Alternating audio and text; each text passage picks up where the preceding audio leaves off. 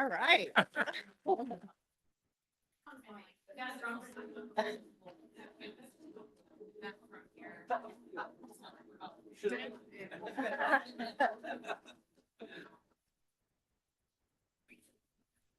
Know any Rolling Stones? Yeah, I know. It's nice.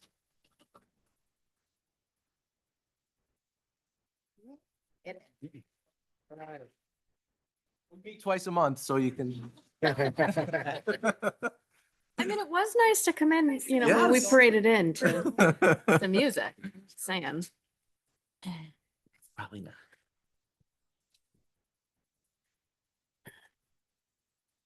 Still figuring this out.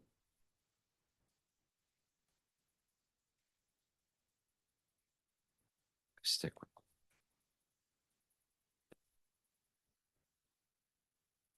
See Virgil's up here. phone silence, yes. Keys, do I?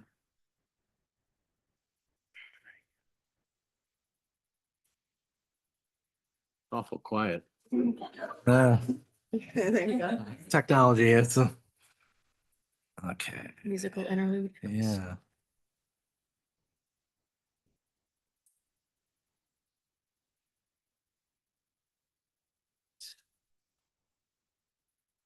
They make it on full page. Just if you go like this enough times, it'll happen. I don't see Virgil's popping up on my, do I need to be on there? On what? My on the Wi-Fi. No, you can be on the regular Wi-Fi. Okay. You can probably Okay. just share to. Okay.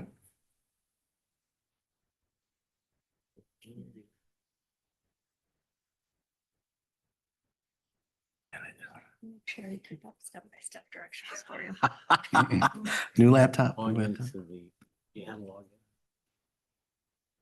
in. I am in.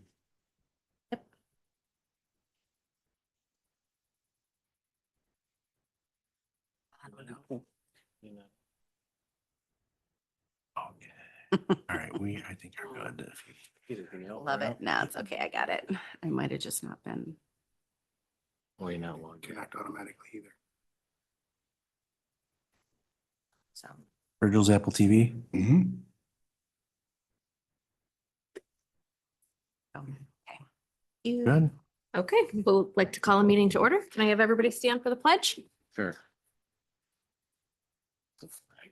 I pledge allegiance. Allegiance to the flag of the United States of America and to the republic for which it stands, one nation, under God, indivisible, liberty and justice for all. Thank you so much. Ms. Jason, I am here. Mr. Johnson, I'm here. Mr. Leibel, Here, Mr. Ravenhold, Raven Old, here, Mr. Ravenhold, Raven Old, no H in there. Raymond Old, okay. The old man. Dirk, Dirk is better. Danielle, Thank you. Peter, Here.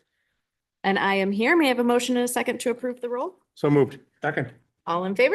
Aye. Aye. Approval of the agenda. May I have a motion and a second to approve the agenda? So moved. Second. All in favor? Aye.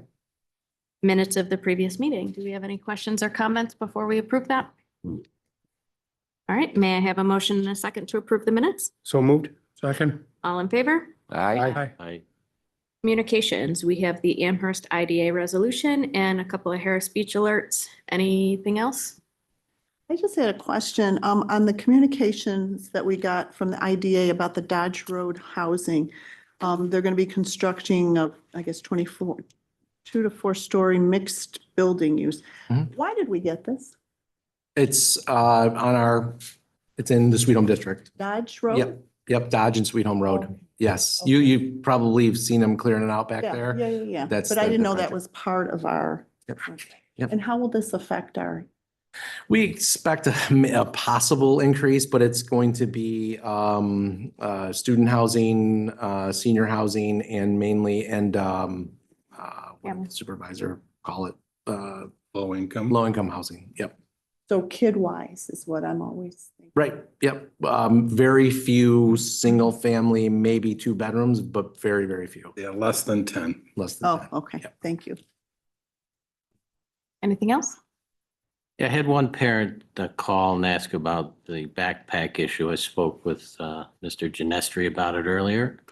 Just again, for the record, I understand that. Okay. Yep. Thank you. Sounds good. Anybody else? Okay. On to unfinished business, we have none. So Dr. Genestri, you're up. Thank you, Mrs. Battaglia. We have quite a bit on the superintendent's report tonight, but we really wanted to start and say how excited we are to have our group of Heritage Heights teachers here tonight to recap and present to us on their trip to Ghana. As you know, we talked a lot about it in the spring, and we really supported their efforts over there and what they did, and just you know, they, I think, offered as much as they got out of it from what I've been told from the feedback that I've been getting. And we thought it was really important that they share their experience and all the great work that they did over there. So want to bring them up. I got your presentation, so if you just tell me when to hit forward, and but come on up, and thank you for being here tonight. Yeah. Yeah, how? Thank you. Well, thank you very much for having us tonight. This trip has been an experience for all of us. It was so far beyond exceeded our expectations. When Dr. Genestri asked us to come and do a 10-minute presentation, we were ecstatic. I think collectively we've shared about 2,000 hours worth of photos and videos to our family. We will keep it to 10 minutes. We will try. But it was just an extraordinary trip. We went down there because we have a great interest in global education, and got to know one of the families at Heritage Heights from Ghana, whose family member owned an international school down there. So that's kind of how this all transpired. So we left the day after the last day of school, then came back July 11th. I was what we Sure. next slide. So this will show you our team. And obviously we're all here tonight, with the exception of Ms. Nwako. She was not able to make it. She's not feeling well, but she's the one that is the parent from Heritage. And I will tell you, it was an absolute pleasure being with all of these people. We were together probably a minimum of 18 hours a day, sometimes close to 20 hours a day. We got to see each other at our rawest moments, experiencing so much emotion. And I'm telling you, I would travel with these people any day, again, anywhere in this world, including Mr. Rayo.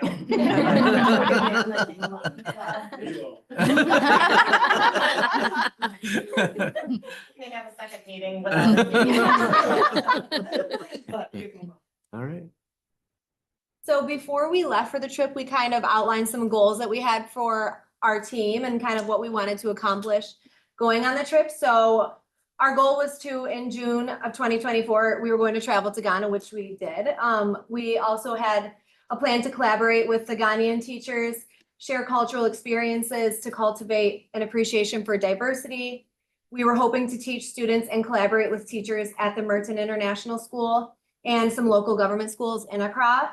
And we also wanted to extend support by personally distributing all the donated essential supplies and toiletries to the children that we encountered. And we ended up accomplishing all of these goals on our trip. So that was amazing.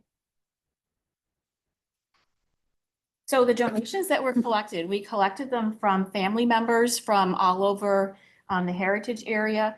In our own communities, we put out notes and things would just show up on our doorstep. With that in mind, the things that did come in, we had a section in the front of Heritage Heights. I know many of you were there, and we had bins that were there. And then what would happen in the morning, I would call, as we got closer, I would call the 5th grade students down. They would bring all the bins down. And in the morning, first thing, their duties and responsibilities were with the kindergarten children that I had.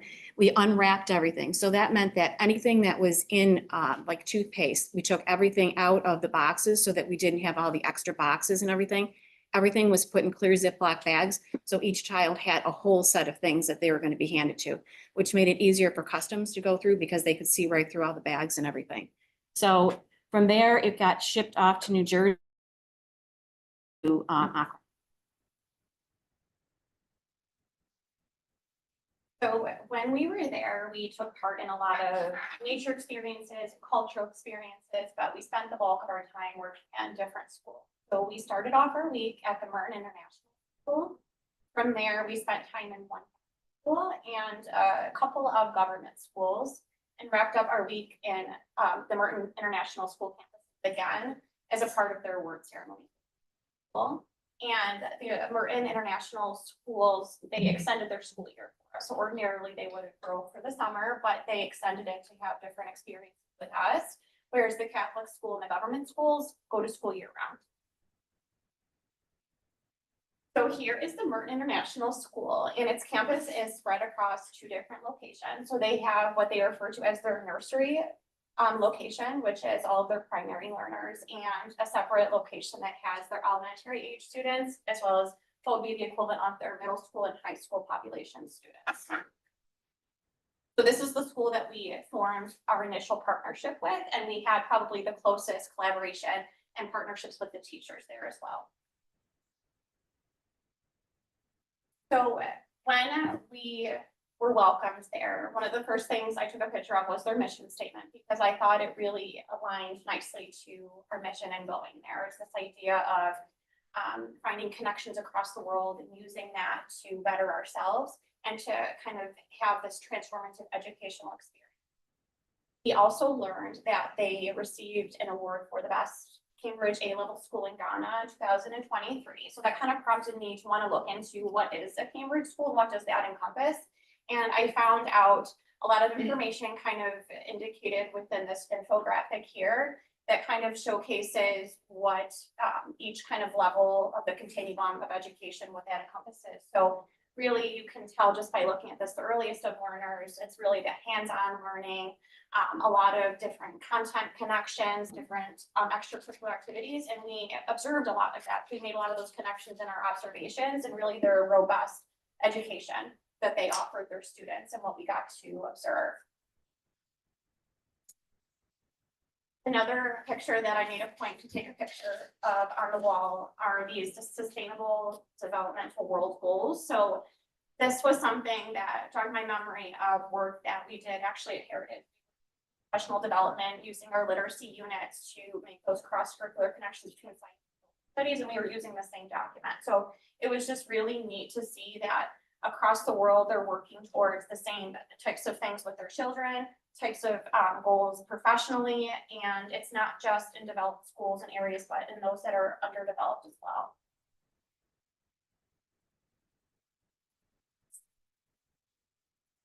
You can play the video. That video. That just Oh. goes along with the slide. So there it is. that was the CEO. Going to listen to here.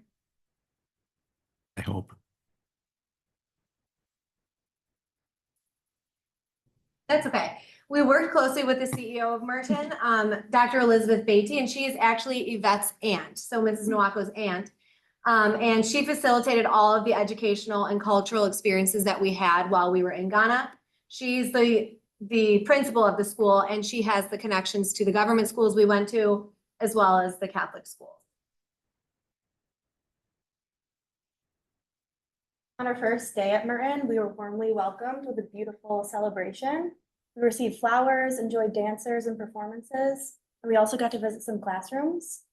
And we met a lot of wonderful students. We also had the opportunity to meet the teachers and learn about the school's philosophy.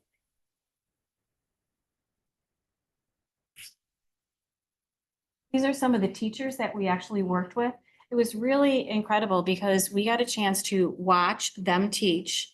And we went into some different classrooms and saw them and watched what they did with the children. The children were very attentive with them. And then we got an opportunity to go in and teach in those other classrooms. So Jess and I went down to the primary, which was, and Brooke, we were down in the primary area, which was another venue. And it was like 3 to 5, 6, and there's some 7s in there because they have the nursery school that's there, which is Montessori based. And they have the young children and they have a kindergarten. It's like a pre-kindergarten. They have a kindergarten 1 and a kindergarten 2. Once they graduate from kindergarten 2, then they go to the other building. Were the students as engaged, or did they talk about the students being as engaged, given that their school year was extended for your visit? They were very excited because they had prepared plays and they had prepared songs and things for us too. So they were really excited to see us. I mean, if we told our students here. Yeah. that we're extending for visitors, they'd be like, yeah, I'm not They were going. they were so excited to be able to do this for us. It was just amazing. They really were. And the overall demeanor of every single student we encountered the entire trip was they were extremely respectful, Yes. extremely well behaved. Even the government schools that we went to where the students didn't know we were coming, we walked into the classrooms and they were just so on task, ready to learn the entire time. And you'll see some pictures of that. Class sizes of 50 students, kindergartners who were like, it was amazing. It was really incredible to see. Something to live up to, huh? Yeah. Very much so. Okay, so as it says, in the days that followed, we had the opportunity to teach lessons to the students at Merton International School and work alongside their teachers. So on Monday, Joseph Holm, he was the music teacher. I went into his classroom and it was fascinating and fun to see him. He was doing a lesson on the brass family. And I thought, we do that here. And I just enjoyed seeing his approach and what he was doing with the students. And then at the end, he had asked if I had something to add. So I taught them a poem that I had written about the brass family. The next day, the kids ran up to me and had remembered that poem about the brass family instruments. Now, the next day, it was my turn to teach in his class. So I started off doing, it's a hand clapping game and it's a mixer with a song where you're going around with a different partner and you keep trading partners. And then from there, I went on and taught how we teach rhythm. And I use ta, titi, and watermelon for my rhythm syllables. And the children were just so enchanted. And after the first class had left and another class was coming in, Joseph Holmes said to them, he said to the kids, he says, you really got to listen because this teacher is going to teach you like no other teacher. That was really, really touching and fun. So anyway, but here are some of this was my rhythm lesson with the ta, titi, and watermelon rhythm and up there as well as you could just see in the pictures, just the smiles and how enchanting and what a fantastic experience it was. I need to go back.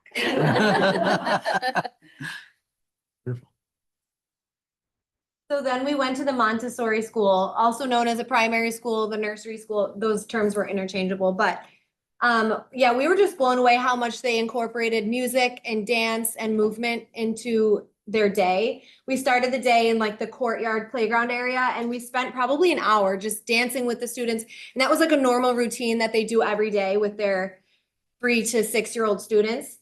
And Mary and I were saying we're going to bring that back to our kindergartners, but it was fun. we learned so many fun games and educational dances and things that they do.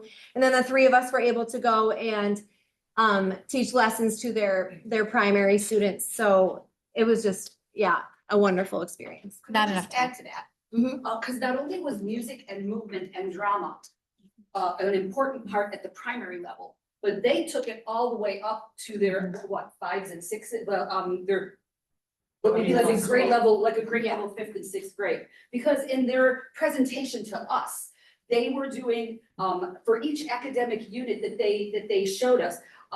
They did a drama presentation, they did a song, they did a dance.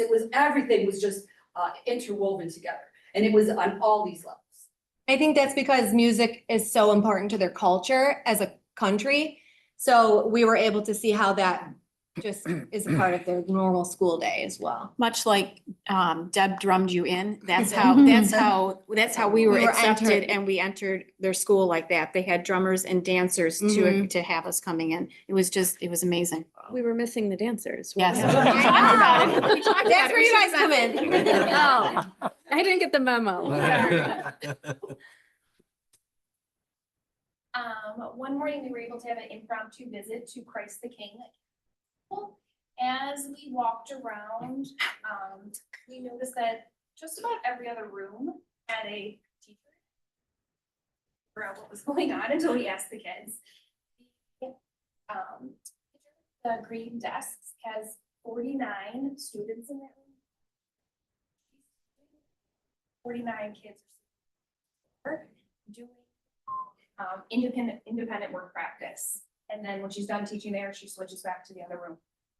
The plops back and forth. So she has 98 students Mhm. Yes. at one time. And one In a group Catholic is school alone, just, that- yeah, doing The parents independent. pay, and they pay tuition. for And they that. pay tuition. What age level? It was basically It was K all to- the- K-12. Yeah. K-12. Yeah. Yeah, there were some Ks. There There was were a some, kindergarten class, yeah. And in the classroom that there was no teacher, there was almost like, I guess you would say like a prefect, like a particular child that was in charge of that class. And if something needed more or less of something, that child would go over to the board and write something down so that they knew to continue on with whatever they were doing. And they were like as focused as you could see. Until we left. by. Until we got a little excited, until we walked by and. There it is. And they're like, they're here. And they all came to see us and touch and see us, so. Yeah. From Very there, on the next slide, we were able to visit 3 government schools. So we shipped 5 boxes over, but we were able to bring a suitcase because our donations hadn't arrived yet. So we were able to distribute a suitcase full of things. Now I'm ecstatic, Justin. Shirt, Mhm. one family tie-dyed 100 to give out. It was just.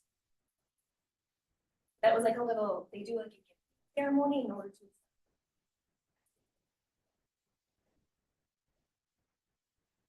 What is a government school? What is that? What's the Like a public definition? school? That's can anybody attend? Mhm. Yes. They all take exams for every single school that they go to, including the international, the government schools and the Catholic schools. There are examinations for them to take to be able to get in the schools. The government schools are free, but the children or families do have to pay if they take a test for any of their Any uniform that they uniform. wear. So they're technically, although they're free, they need to have money to cost. Wasn't it Angie's daughter? Not able to go to the government school, not enough room. And Yes. she needed to be in sixth grade, but they Yes. only had an opening in second. So they were going to instead teach her to sew. Yeah, we also saw just, even on our drives, you could see it was so evident how important education was to these people. In the country as a whole, we saw, you'll see in some of the pictures, little children carrying their chairs because there wasn't enough chairs at their school and they wanted to go that badly. You could see them walking miles just to get to school every day. They were carrying their books. And then in one of the schools we saw, it's actually the one where these students are. There, I believe there's some pictures of the walls. If not, it's in Debbie's video, but really next to nothing as far as things on the walls, as far as curriculum, but every child goes every single day because the families view it as, you know, their way to obviously become educated, but to get to a better life. So. And in that particular school, when we went in there, one of the little, boys was there and I said, can I see your work? And he says, oh, yes, yes, yes. And he took me over and he said, here's our book.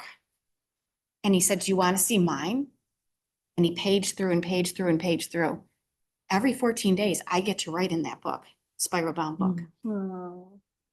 What about special needs kids? Are they allowed to go to school? Like, I guess I'm pretty ignorant in So- allowed.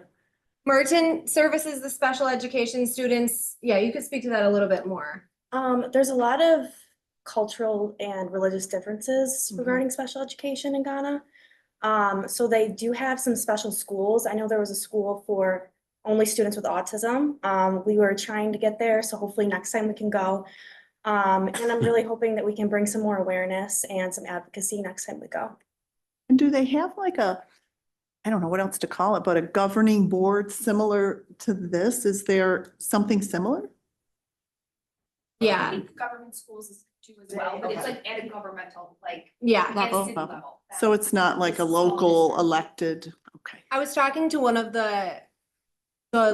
I can't remember exactly what his role was, but he was, I believe, a staff member at Merton, but partnered with one of the local government schools, and he was telling me just the systemic, lack of support from the governing board and how really the government doesn't care about much of these government schools, and that's why there's such a lack of funding and resources, even basic necessities, running water, food. Electricity. Yeah, and so, and that also, like goes hand in hand with the different services that students would receive. So I think at the government level, there really is no special education services, no services for students who have differing needs. Either they just go and are a part of the class, or if they can't handle the classroom setting like the rest, they don't go to school. Are they at school all day? Is it an all-day thing? So do they have lunches like we do? Is it? Merton has lunches at the school, I believe. Yeah. So they walk They don't home? provide. No. Walk home? Yeah, they Yes. walk. So some of them are in split sessions. There are some schools that are too big, so they might have 150 kids in the morning, Mhm. and then those children go home. And then in the afternoon, the other 150 come in and then they have their time in the school. So they're like in split sessions in some cases.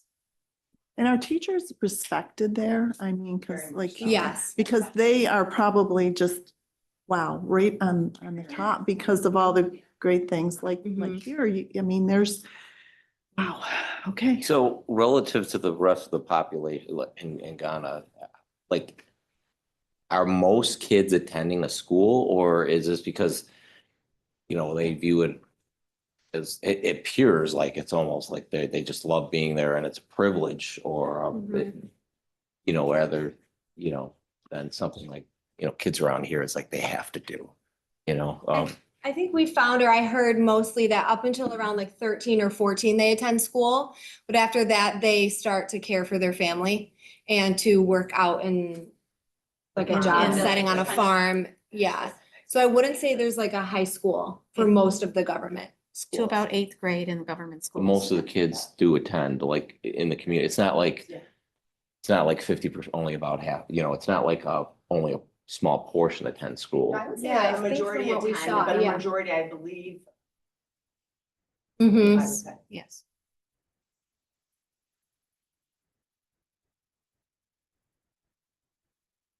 So the second government school that we had the privilege of visiting, we also had the pleasure of witnessing the unveiling of a new and updated library filled with various books for students kindergarten through grade 12.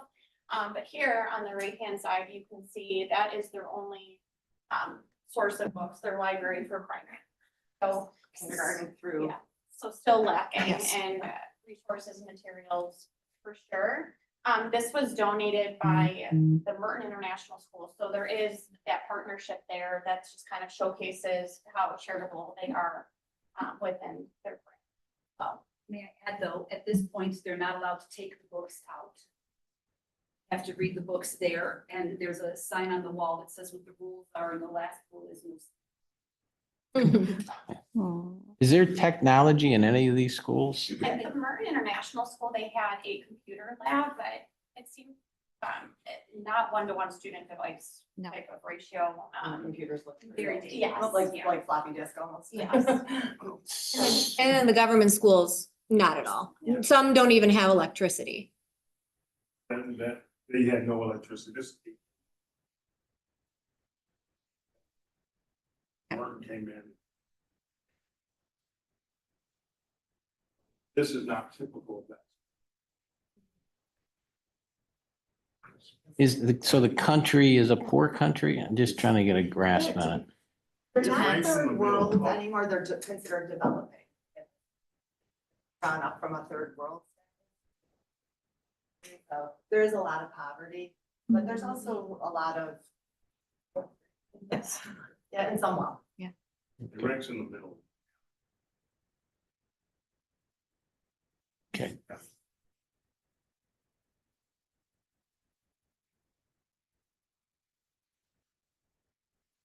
Okay. So not only did we go and visit the schools, but we had some really fantastic cultural experiences.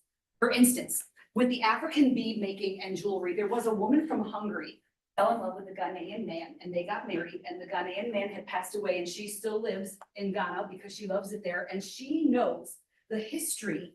She has researched the history of African beads. And she had this poster on the wall, and it went into a life cycle from birth to childhood, to adolescence, as you went around to adulthood and marriage and then into your older age and just with the history of beads. So we were able to tour her beading facility and emporium that she had. Next, we also went to a museum of African artifacts. This gentleman had collected very rare and one of a kind. Now, didn't he say they're from everywhere in Africa, but not Ghana? He was a UN ambassador, yeah. actually. Okay. For Ghana. Oh, yes. Yes. So his collection ranged from musical instruments to medical tools, to artwork, to everything. And so that was a fascinating place to visit as well. In the lower left-hand corner, we see the kids from the Merton School. One thing that they did in their presentation, they did a maypole dance, which was fascinating to see how they danced in different, I mean, right now, you just see, this is just a little, what is it, a gift? Yeah. Yeah, okay. But as the dance progressed, they wove patterns of 2s and 3s this way and that way to weave around the tall pole. And of course, we have the African drumming, which I had a lesson in African rhythm and drumming. And I immediately, of course, transcribed all of this so that I can put it into, rhythm stems from language. So if you could put every rhythmic notation and create a word or a phrase to go with it, that's how you learn rhythm. So I'm gonna do that with all the different African rhythms that I've Would expect nothing less. Okay. So here's the dancing. The first drum that I found was actually in one of the sites that we visited that Jill is going to talk about a little bit later. But so I found they had a bunch of drums, and some of them were more of a rope drum. This was a small djembe, but it's not like the one that I had here. I think this was more of a souvenir type that was in their souvenir shop, but I was excited. As always. When we went to, when we found by accident the last government school, which is the one in the middle, the children were playing a game with, there was chanting and clapping, and it was just fun and fascinating to watch. These children in the front here, they were at this point left unattended because way back there was the teacher, the only part of the class teaching, while these children either had recess, or were, I mean, I'm not It was quite sure. recess, they called it, yeah, playtime. Playtime, yeah. They got to play with them. Mhm. Yeah. Now, these dancers are professional dancers, and they were some of the dancers who greeted us when we first arrived on Monday to the Merton International School. And they also had a professional drumming ensemble that was drumming as they danced. It really was. These are just some of the sights of Ghana that we saw as we traveled around the country. One of the things that fascinated us the most was the amount of things that the women carried on their heads. Honestly, it was insane. We saw someone carrying a sewing machine, just like solo peanuts, yeah, on their heads. Peanuts on their head. Uh-huh. Eggs. And they would typically do this The in the middle of the road, selling whatever item was on their head to anyone that was driving by, walking by. In the beginning of the week, I remember seeing it and we were just like, oh my God. Yeah. By the end, it was like, Oh, there's another, yeah. They'd even have glass cases with pastries or inside. Yeah. Like on top of their head, Mhm. or giant trays of sliced watermelon. Like Debbie said, we got a lot of other cultural experiences. This is just made the trip really well-rounded for us. We were able to visit Hakum National Park and we did a canopy walk. It was scary for some, but exhilarating for others. You made it. We all survived though. Did you stay with a host family or where were you?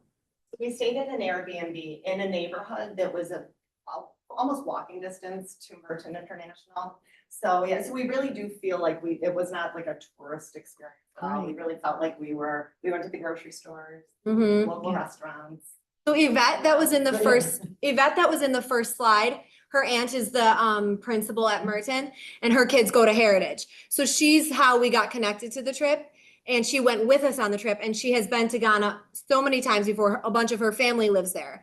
So that's really how we said we could have never done this, just showed up at the airport and said, okay, I'm going. Like it would have never worked. She had Yeah, Americans are not allowed to drive. no, you can't No. even rent a car. We had to get a So we had a driver driver. driving us in a big van and yeah, she had facilitated all of these experiences for us because it's so hard to navigate around the country without a local. Really, honestly, bumper cars. Yeah. Traffic laws. No. No. No stop Um, signs. I No. think most of their vehicles were sadly probably from, garbage dumps all across the world. The cars were taped together, bungee cord, ropes, Yeah.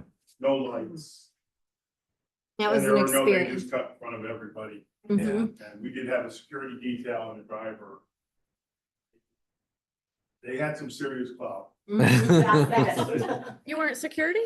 We had security with us 24/7, pretty much. There were two armed Yeah. guards that were with us. Yes. But they became also our dear. But not Mr. Rayo, he wasn't the. Oh, hired he was there security? too. Oh, yeah. Oh, yeah. So then we also went to Boti Falls, which was a really amazing waterfall. We were able to boat underneath and just visit and hike.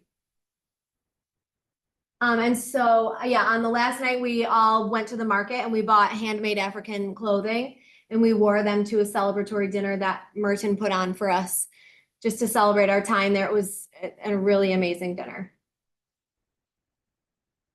And so this was kind of speaking to some of the friendships we made. So our security that Yvette had for us, as well as our driver and some of Yvette's family and friends, became like family to us. We spent every single day with them. They rode in the car with us. They went to all the schools, everything we did. So this is some of them. We were playing games at night. We gave them some Bills gear to end the trip. We FaceTimed with Joseph today, actually, and he was telling us he's going to send us a picture of him in his shirt. But yeah, we had just honestly made the best long-lasting relationships with them, as well as some of the teachers that we met too, that we plan to continue to further the relationships with, so. And this is, I'm gonna talk for a moment about Almena Castle, and I won't be able to do it justice with just a moment, but I don't know if you're familiar with Almena Castle. It is where slave trade took place from the mid 1400s until the and a lot of these slaves went up to Britain and eventually made their way over to the United States. This tour was probably the most impactful experience I had in my life. We were led through and saw things that I happened. There were a lot of tears on this tour. Hard not to get teary right now talking about it. It's something that I wish that every person had an opportunity, like everyone would. One of the most incredible things we were talking about today was our tour guide. Looked at every single one of us and just said, it is our hope that no one ever has to endure, face endure.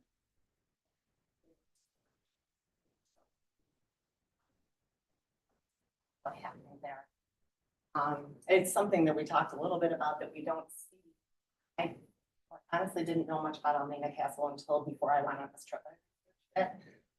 But it's very, very, I don't know where in the curriculum, but I would love to come in and speak to any class about what we saw there. Tell me the history. Why were you so emotional? Was where bad things happened to children or This is something? where so this is the first place that people were taken as slaves.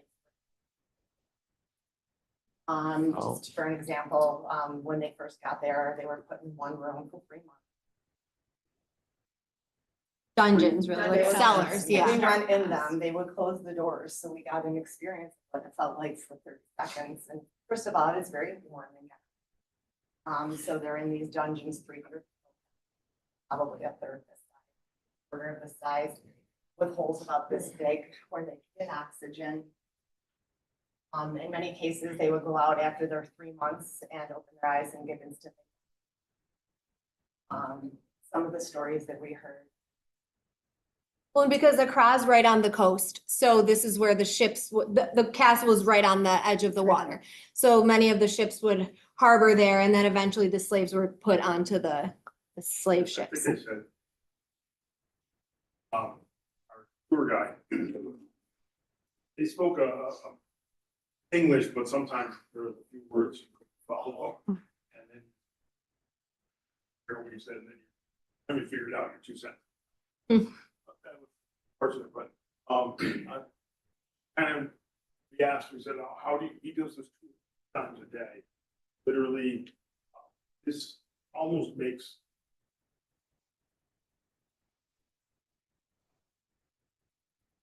the Camps, situation Holocaust. worse.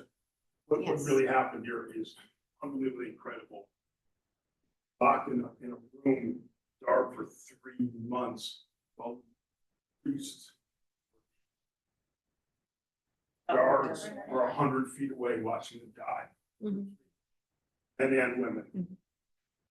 You asked, and I asked him, or somebody asked him, how do you do this? He does this tour twice a day. Says, at the end of this tour, you're just full of rage. How this happens, he says, the way I get through it is this story. So who ran that? Who ran the castle? Who was the The perpetrator? Dutch and the Portuguese started it. Portuguese and the Dutch 14 started it. something. Were they the government? Were they government? Who? I know, then they sold it. Just, Portugal, yeah. Now it's run by the government, it's like the tourist attraction, if that's what you're It was asking. taken over many times. Yes. Many All the times. centuries. Yes. Different, Turned over, different, turned over. yeah, Yes. different. That was the start of our trip. Mhm. And it was the That was beginning the of our very trip, and beginning it of our was trip. definitely a very big eye. pretty sad. So once the slave was ready to be sold, entered this last room. The doors would always return. So the sea used to be a lot closer, so they would go through the door and put on a boat. As we were in there.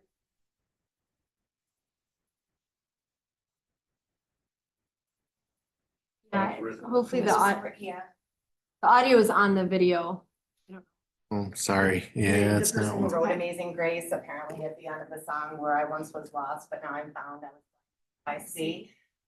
He explained to us that this person actually was, I don't know if he owned slaves, but I don't think he's of it. And once he saw what was happening. That's actually what we're out. Wow. Right there. So he had us, we all sang They're that saying song Amazing together. Grace.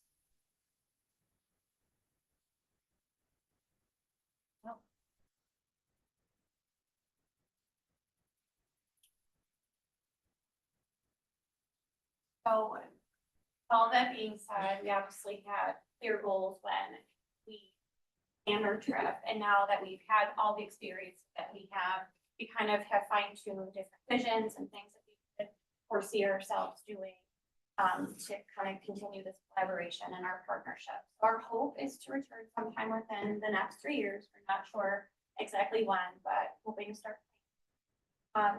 Hoping to continue to file different resources and donations books to distribute to all of the schools, because the national school expressed that they could benefit from more books within their library.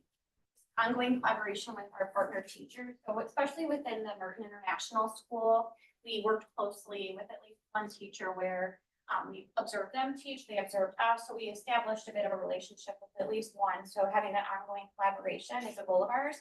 And the idea of involving Sweet Home students, working with the students in the district, as well as develop student partnerships, relationships, and spending time carving out specific goals with the teachers. What do they want from us, but ultimately, what can we continue? Is there any thought that maybe they could come out? So, Yeah. so that's a really difficult thing. When I talk to the teacher that I work with, she would love to come here. The problem is that they have to get a visa to come here. Mhm. It can take them between a year and a half to get a visa. And their government is worried that if they get here, they will won't seek wanna go back. asylum with us Mhm. and they will not go back. Average teacher. do enough research, at least I didn't. I went, had money exchange, and I came back with 22,000. CDs. And I didn't know what was going on. He and Debbie were at the exchange thing. He Yeah. came back to me and I was watching all the bags and he handed me this envelope. He goes, I have no idea what I just did. He goes, take it. Average teacher makes between 2,000 and 1,000 CDs. Does that go a long way there? Eh. The depends on the you. girls selling the stuff on the head can sell you a bag of popcorn for about $1. They live on that. They'll sell you lint rollers. I'm not sure why you buy lint. Not for Bella, but they will sell you literally anything in the Chomsky. But that's what they make. So our drivers were making about 12 hours with us. Probably twice as much. Yeah. But to get them to answer that question to the US, it would take them years to save enough money. To get here. to get here. However, when we talked to Dr. Beatty, the principal of Merton, she really was interested in having, she has a visa. She's been able to come here and she was actually just in Brooklyn recently, but she was interested in having her teachers come here and she does really want to further that partnership. But again, it's the regulations and things that would make it difficult. We would love to do that, though. I Mhm. mean, there's nothing. You, But you for now- mentioned you had to have security. Is that because being there, because people don't have much, like I have been in Africa in certain areas and you were at risk of being robbed because, need, could need a jacket to Yeah. survive. It was you know, like it was, desperation. That's yeah. what it was. I never felt unsafe. Right. Our security was fabulous. And Yvette said it all. They're family friends of hers, actually. The security that we had with us was a good family friend of Yvette's, and Yvette's father used to work for the government. So they had a partnership already with that certain security. So I don't know if we were to go with other people, if we necessarily would have needed it or would have had it, but it was just an extra measure of But they work hell hard. safety for us. Yeah, they helped us Sure, to There's a navigate. lot of there's so much corruption. Mhm.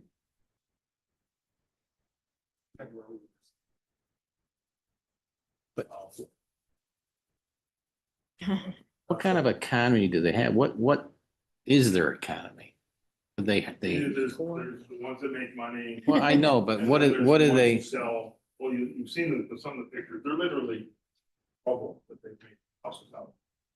Sell anything they can Well, sell. Are they They are- agricultural they're not even based? houses. Are they, do they have oil? Do they have, what do they It have? depends there? on the location. By the coast, a lot of it was Oils and gold. fishing, Fishing. yeah, Oil, fishing gold, communities. And then when we got more inland, there were a lot of farming communities that we passed through. Oh, sell they were Coffee.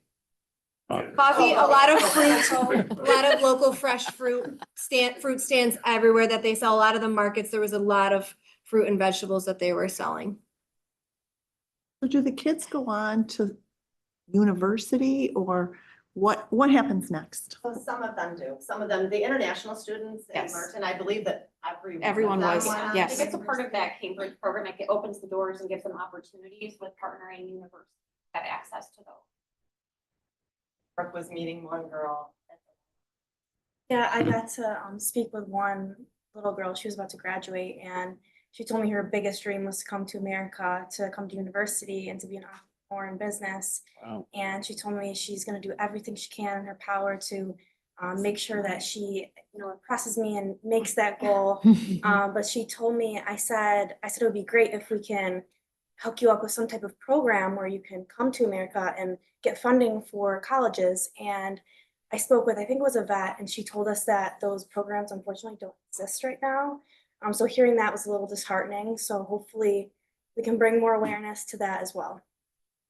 Right, because a lot of the government schools in those communities, I think we mentioned that a lot of them don't go to high school. They end up working for their family, or there's just different, things that are happening in their families that don't allow them to. So many of them don't technically have a degree. And so they're just left to work on the farms or do things for their family. What was the primary language there? It sounds like you're able to reasonably easily communicate. Yeah, they Oh, speak English, but their English. primary language is Twi. TWI, but it's pronounced. Okay. They were settled by.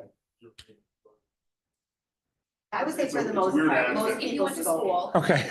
And the one gentleman, Joseph, that was with us, he was wonderful. He's another friend of Yvette's as well. And he spoke seven languages. So whenever there was something that we needed or we needed to do, like he was all over it. And he was right there with us by our side, getting everything done for us. Primarily a lot of different like African dialects. Yes. Yeah. You mentioned you could like go to the grocery store. Like when you got to the grocery store, what did you see? Like were there milk there or was there scarcity? Just like at ours, like a Yes. small convenience Okay. store. Yeah. But we only saw 2 stores the whole time we were there. Right. So it's not like the families, if they Get a money job, to that's get a travel job, or Walmart. because there are no stores, Right. like, sorry, Pizza Hut. Kentucky Fried Chicken. Kentucky Fried Chicken. Chicken. The entire time we were there. And We- Domino's Pizza. In Ghana. Yes. We were in Accra. We were in Accra, which is a city, but it doesn't look like a city here. It's like not like dirt it. roads and a lot of low income businesses, but again, not really any stores. And then on the outskirts of Accra was where we would find like more of the government schools in the rural communities, and it just gets more rural as you go farther out, but. Goats and chickens roamed around everywhere, Mhm. and cows. Cows. And yeah, the soil was really, really red.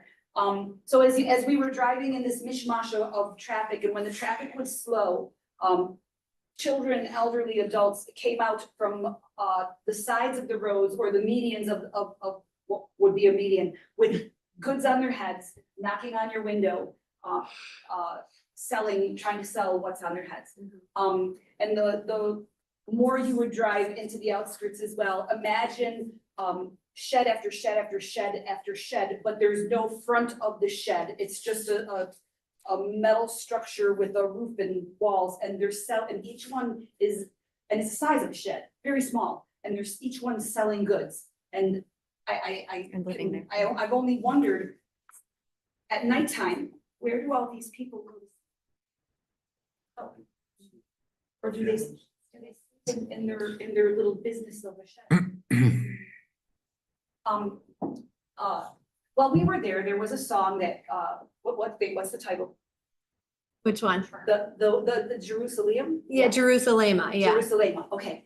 So I took that song, and I changed, I rewrote, I did a piggyback song instead of an original song. So I took that melody and rewrote the song to try to, and just, yeah, to highlight the whole trip. And I also gathered up a whole bunch of pictures and made a video presentation with this song. Now, I do have to say, you know, the breakdancer Ray Gunn. I am the singer, I'm the Ray Gunn singer. So my forte is drumming and percussion. I'm not a singer, but I did my best. But if you listen to the words, and then the pictures will show you what life is like. As we were driving to different places, I would kept snapping pictures out the window so you could see clearly how do these people, how do they live? Yeah. And yeah. So I will send that. Yeah, Please. please. Oh, it's on the next slide. Yeah, that was there. That's our last one. Oh, Well, you'll have to share the slides with us you don't because know- I will. You don't know if the sound will work. It probably won't. I goes apologize. to everybody. I don't think so. Okay, so then if I want to send the video to everybody, is there like? in Just our- send it to me and I'll get it to everybody. Yeah. Yeah. My 10-minute video was 48. Yeah. Thank you guys so much. Yeah. Thank you. This video, the song itself was only 4 minutes, but the. Yeah. For our heritage. Yeah. But thank you for being such great representatives for Sweet Home. I Yeah. mean, you are great ambassadors. This just, wow, this It's our just, pleasure. Thank you all so much Well for done. your support as well and the communication, and it's been wonderful. and let us know next steps as you progress. Yeah. And we're very excited. And I like we would- said before, this is probably out of any place I've ever traveled, I would say collectively, one of the most welcoming communities of people, kindest, smiling, Yeah. I've never felt so welcome going anywhere, ever. By far the most. And traveling together, we had a blast. Yeah, well, I was a non-teacher. I went basically to support the girls. I can vouch that they represented US teaching Sweet Home School over the top. And I'm so proud of them. Thank you.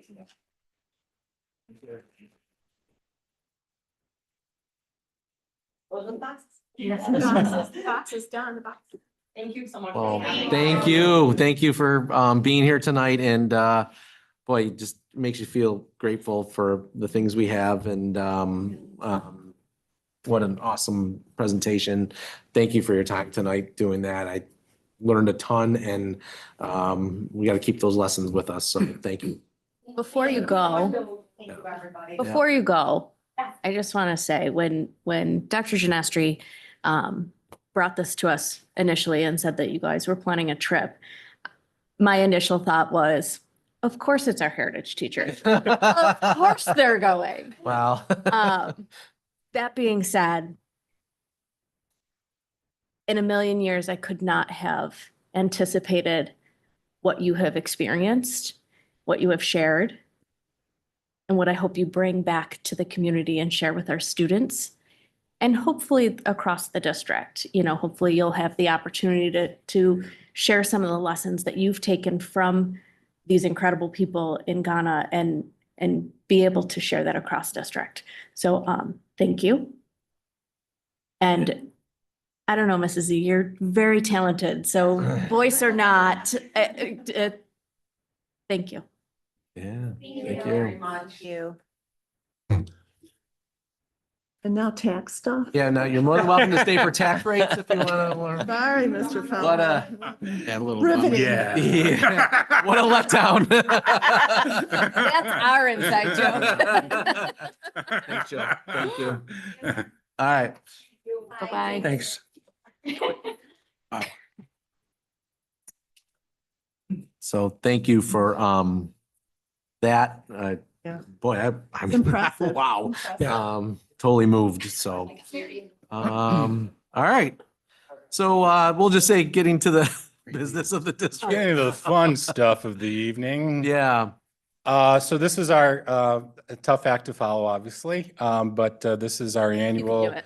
timeframe when you as a board, we make a recommendation to you as a board about our tax rates and our reserve usage. And it's something that we work with both towns, the town of Amherst and the town of Tonawanda on. And we're ready to make a recommendation to you in terms of tax rates. So it's important, I thought it was, to kind of take a look at the difference between tax levy and tax rate. The tax levy is the total amount of property taxes that are collected by the district. It's developed during our budgetary process. Remember, it's one of the revenues that we look at each and every year as we start to build the budget really in January. The tax levy is applied when it is applied, it's measured against the property tax cap law. That's the tax cap that New York State sets for the amount of money that we are allowed to raise via the tax levy. So the tax levy, state aid, other local revenue, fund balance, reserves, they all finance the district budget. And allow us to operate the district. For us in Sweet Home, the tax levy for the 24-25 school year that was approved as part of the budgetary process back in May by the voters is $54,268,072. It is an increase of $946,484 from the 23-24 school year. It's a percentage increase of 1.8%, which falls well below the 3.9% allowable New York State tax cap for Sweet Home for the current year. I'll also remind you that last year, this budgetary year that just finished, the 23-24 budgetary year, we did go out as a tax neutral budget, and our tax levy remained the same from 22-23 school year to the 23-24 school year. You'd hit the next slide, Dr. Genestri. So for the tax rate is the rate per $1,000 of assessed value that is needed to attain the total tax levy. And there are a number of things that affect our overall tax rates. We talked about the tax levy, which is set by us in the school district and voted on by the residents of the school district at the May budget vote. The total assessed value of real property, which is set by each of the assessors, the town of Amherst, as well as the town of Tonawanda. And then the equalization rate, which is basically how the taxes and the tax levy is distributed among each of our 2 townships, which those equalization rates are set by the state. So as you know, the town of Amherst in 24-25 moved up to 100%. So they are at 100% equalization rate, which was a fairly significant jump from the 62% that they were set at, in the 23-24 school year. Town of Tonawanda went down from 24% in 23-24 to 23% in this current school year, 24-25. Next slide, please.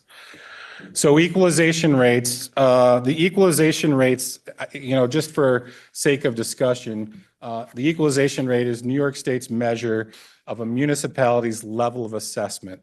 So in order to figure out your equalization rate, you take the total assessed value of the entire municipality, divide it by what is the total market value of the municipality, and you get your equalization rate. And the equalization rate is shared via percentage. So an equalization rate at 100%, which is what Amherst is this year, means that the town is assessing at 100% of the perceived market value. So, which also means that most likely a reassessment was conducted in recent years, and for the town of Amherst, it happened to be this year. So for an equalization rate of 100%, theoretically, your property's assessment as a homeowner in the district should be roughly its market value or the price that you sell for a home. An equalization rate of less than 100%, which is the town of Tonawanda, means that the property in the town is assessed at far less, at 23%, than the market value. So the lower the equalization rate, the longer it's probably been since the town has done a reassessment. I honestly can't remember the last time that the town of Tonawanda did a reassessment. If you remember, we went through the process when we were trying to estimate tax bills for you as part of the budgetary process. I did reach out to the town of Tonawanda about their equalization rate, given that the Amherst side was moving to 100%. And Tonawanda said that they were staying relatively close to the same. Been in my house 36 years, hasn't happened yet. Oh, there you go. Yeah. Next slide. So back in May of 2024, we did our best to provide you a tax rate projection. In that little call out box on the right-hand side, you'll see that the numbers that we use to work with our estimate in red there were those that were provided to us by the town assessor's office as their best estimate back in May. So what we did here when we did the May projection, we increased the Amherst equalization rate from 62 to 100%. We kept the Tonawanda equalization rate because it hadn't been set yet at 24, and we used at 24%, and we used our tax levy of $54,268,072. And we came up with tax rates for the town of Amherst at $9.16 per thousand for a homestead, and for the town of Tonawanda, $39.20. Next slide, please. So in August now, we receive, as part of the process, we receive the tax rolls from Erie County, and then we receive certification letters on assessments from the towns of both Amherst and Tonawanda. So in August, you'll see for the homestead side in the little red call out box again, in August, the town of Amherst finally settled on a total taxable assessment value for homes in the town the total value of $2,032,657,632, which is about $18 million less than what they projected for us back in May. And then on the non-homestead side, the total assessed taxable value for non-homestead settled at $1,833,372,591, which is roughly $157 million less than what was estimated for us back in May. So what we've done is we've increased our equalization rate in Tonawanda from 62 to 100%. We've decreased our equalization rate on the Tonawanda side from 24 to 23%, and we figured out a tax rate to help us raise the $54,268,072. And what we ended up with was a tax rate per thousand on the town of Amherst side at $9.67 per thousand. And on the Tonawanda side, a tax rate of $42.22 per thousand. So when we were back in May and in years previous, we'll have to, and I said this to you back in May, we'll have to look at it a little differently. We look at, we've used kind of an average home on both sides of $150,000. So the house that you're looking at there in terms of an example is a house that's been assessed at $150,000.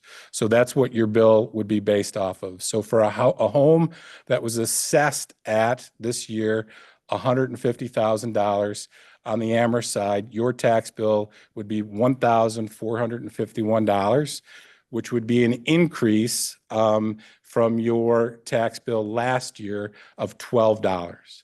On the Tonawanda side, a home, similar home assessed at roughly 150,000, well, not assessed at, but taxable value of $150,000. Your tax bill would be $1,457, which would be an increase of $13 from the year previous. Next slide, please. So this just kind of gives you a snapshot of the equalization rates kind of over the years. For the first time in a long time, the top line, the Amherst side, is at 100%, the red, up from 62%. The last time we were at 100% was the 2018-2019 school year. We went 2 years in a row, 2017 and 2018, and 2018-2019, where we were at 100%. And we've significantly kind of downturned until this year when the reassessment came back and we're at 100%. The Tonawanda side has not been, it's pretty steady, slight decline, again, down from 24% in 23-24 to 23% in 24-25. You want such drastic, I mean, you look at Tonawanda and they're kind of flowing around nice and we've kind of got this. Well, we don't set the equalization rates. The state sets the equalization rates. You know, ideally, in a perfect world, both equalization rates would be at 100%. So that's the whole idea. And I think Amherst, right, wrong, or indifferent, they're getting back to that model, I believe. The town of Tonawanda side, can't speak to it. No one has the. We all look at you. Peter too, Danielle too. Yeah. You know, I would just, They don't have the political inclination to do it. I would just point out though, for the sake of the public, if you go back to that slide where the numbers were, the $9.67 is roughly 23% of the $42.22 because they're 23%, you know, so you know, what, I mean, when you actually look through the math, the rate is basically the same. That's correct. The equalization rate is set to do that so that the burden of the tax levy is shared equally among the two townships, quite frankly. So if you, next slide. So this is the Amherst taxable assessed value. I just put it kind of in black and white or red and green there for you. In 24-25, from the homestead standpoint, they saw an $866,457,155 increase in total taxable assessed value. So 24-25, the homestead total taxable assessed value went up $866 million on the Amherst side, and the non-homestead from in 24-25 at $1,833,372,591. That was an increase of $675,155,467 from the year previous. Next slide, please. Don, is that after all the challenges to the assessments? So the challenges, that's a great question, Mr. Rabenel. The challenges are still ongoing. This was, truth be told, we received our certification letter from the town of Tonawanda in July, right around just after the 4th of July. We received our certification letter from the town of Amherst about August 9th or 10th. So they waited as long as they could. We went back, the tax rolls from Erie County and the certification letter from the town of Amherst didn't match. So we had to go back and forth based upon some of the challenges. So they settled on it. I've got a stack of tax assessment challenges, both on the retail side, the business side, and the residential side. We've got about probably anywhere from 40 to 50 of them that are still outstanding. We do have a tax attorney for the retail side that works with the town assessor's office in the town to kind of look at and state the case of the district. What we try and do with that is, if there's an assessment challenge, our attorney works such that the district does not have to offer a refund on taxes, because the levy's already been set. If you guys approve this tonight, the bills will be out, but then that's when the challenges really begin. Okay, so just point of clarification, the levy has been voted on. They're going to collect that amount of money from the residential and the non-residential properties, right? That's correct.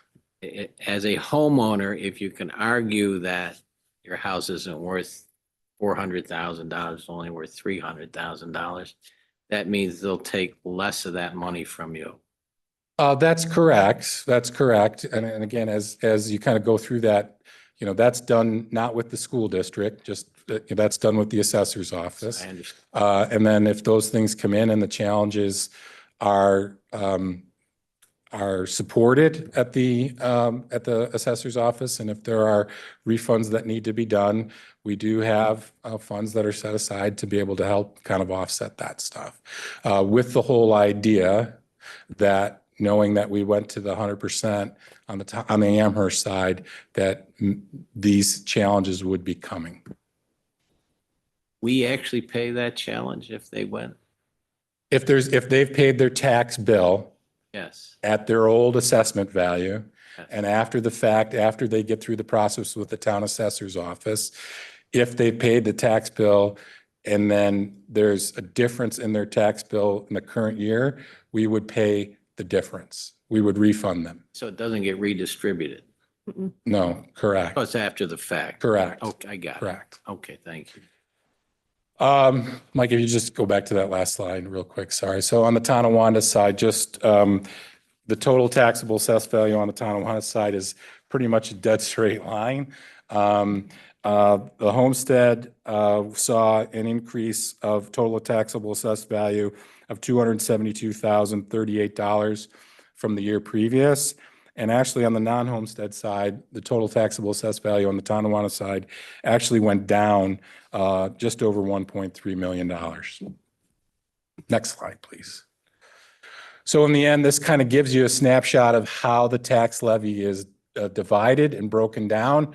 You look at in the left-hand column, that 23-24 school year is the school year that we just finished, where we did have that total tax levy of $53,321,588. That's how the tax levy is distributed amongst homestead and non-homestead sides on both the Tonawanda and Amherst side. That number, the total tax levy from 23-24 to 24-25 has increased, again, as I mentioned, a little over $960,000 to $54,268,072. And that gives you the breakdown as to how it is shared amongst both residential homes and non-homestead type outfits in both the Tonawanda and Amherst side. And then this just gives you kind of a snapshot of the district tax rate, tax rates for both Amherst and Tonawanda.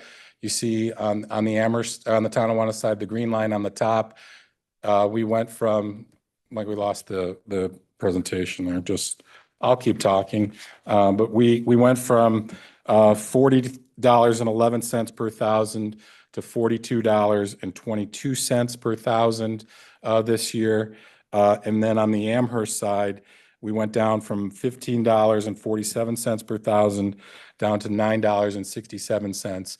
You'll see that there was kind of a downtick too on the Amherst side in the 17-18 and 18-19 school years, which coincides with going to 100% equalization back then as well. So this just kind of gives you a linear look at where our tax rates have been over the course of the last 10, 11 years. Next slide, please, Mike. So again, this is just the summary in terms of tax rates. The tax rate, proposed tax rate before you tonight for the town of Amherst for the homestead side is $9.66 per thousand. The non-homestead is $14.95. The Tonawanda homestead, $42.22, and Tonawanda non-homestead, $64.29. This is a good time to pause for any questions in regards to tax rates. Keep it going. Awesome. Okay. All right. That was good. Thanks. So now we're going to take a look at how our year ended, the 23-24 year ended in terms of our fund balance and what we're going to do with reserve funds going forward. So the unassigned fund balance, which is kind of, for lack of a better term, our rainy day fund, it's based upon the overall budget as to what we're allowed to keep into the unassigned fund balance. So in 23-24, which is the school year we just finished, our overall approved budget was $96 million, $96,886,588. So the maximum allowed is 4% in the unassigned fund balance. And at this time last year, we approved, you all approved as a board, that we would fund that unassigned fund balance to its maximum level, which meant that we carried forth an unassigned fund balance to this school year of $3.8 million, which is, again, 4%, which is the maximum legal allowable unassigned fund balance limit.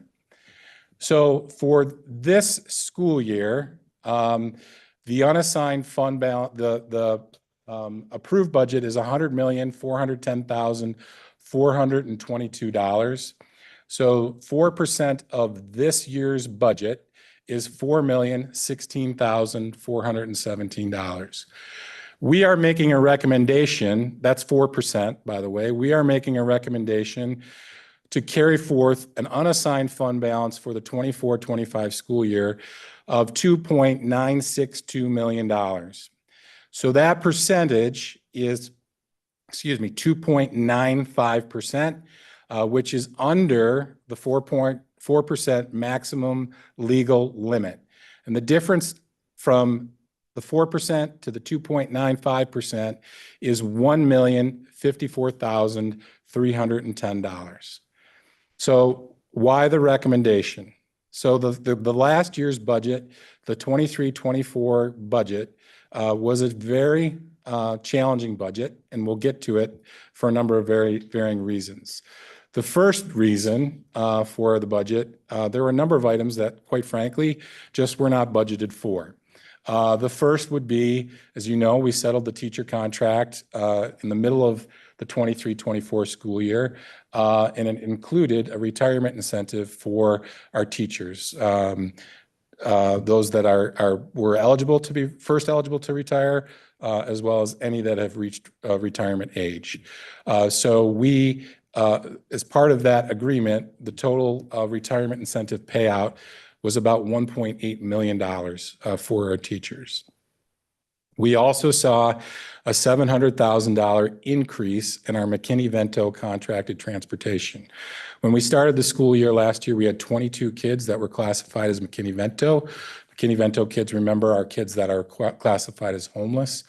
When we ended the school year, we had 49. So we went up at about 26, 27 kids.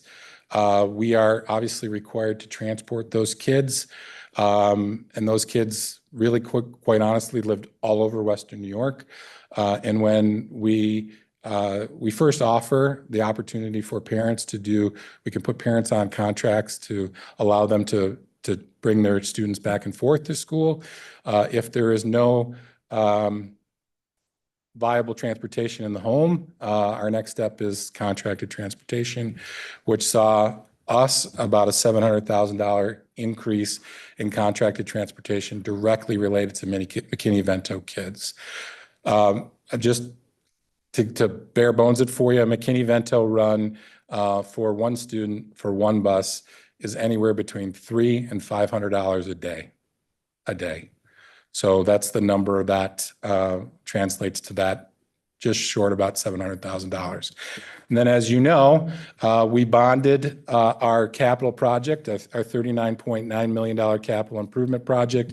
We bonded it April or May, sometime in that time frame. We bonded it. The interest rates are not as good as they were when we started the project. So we bonded it at a bit of a higher interest rate, which resulted in about $300,000 in interest costs that we didn't know were coming.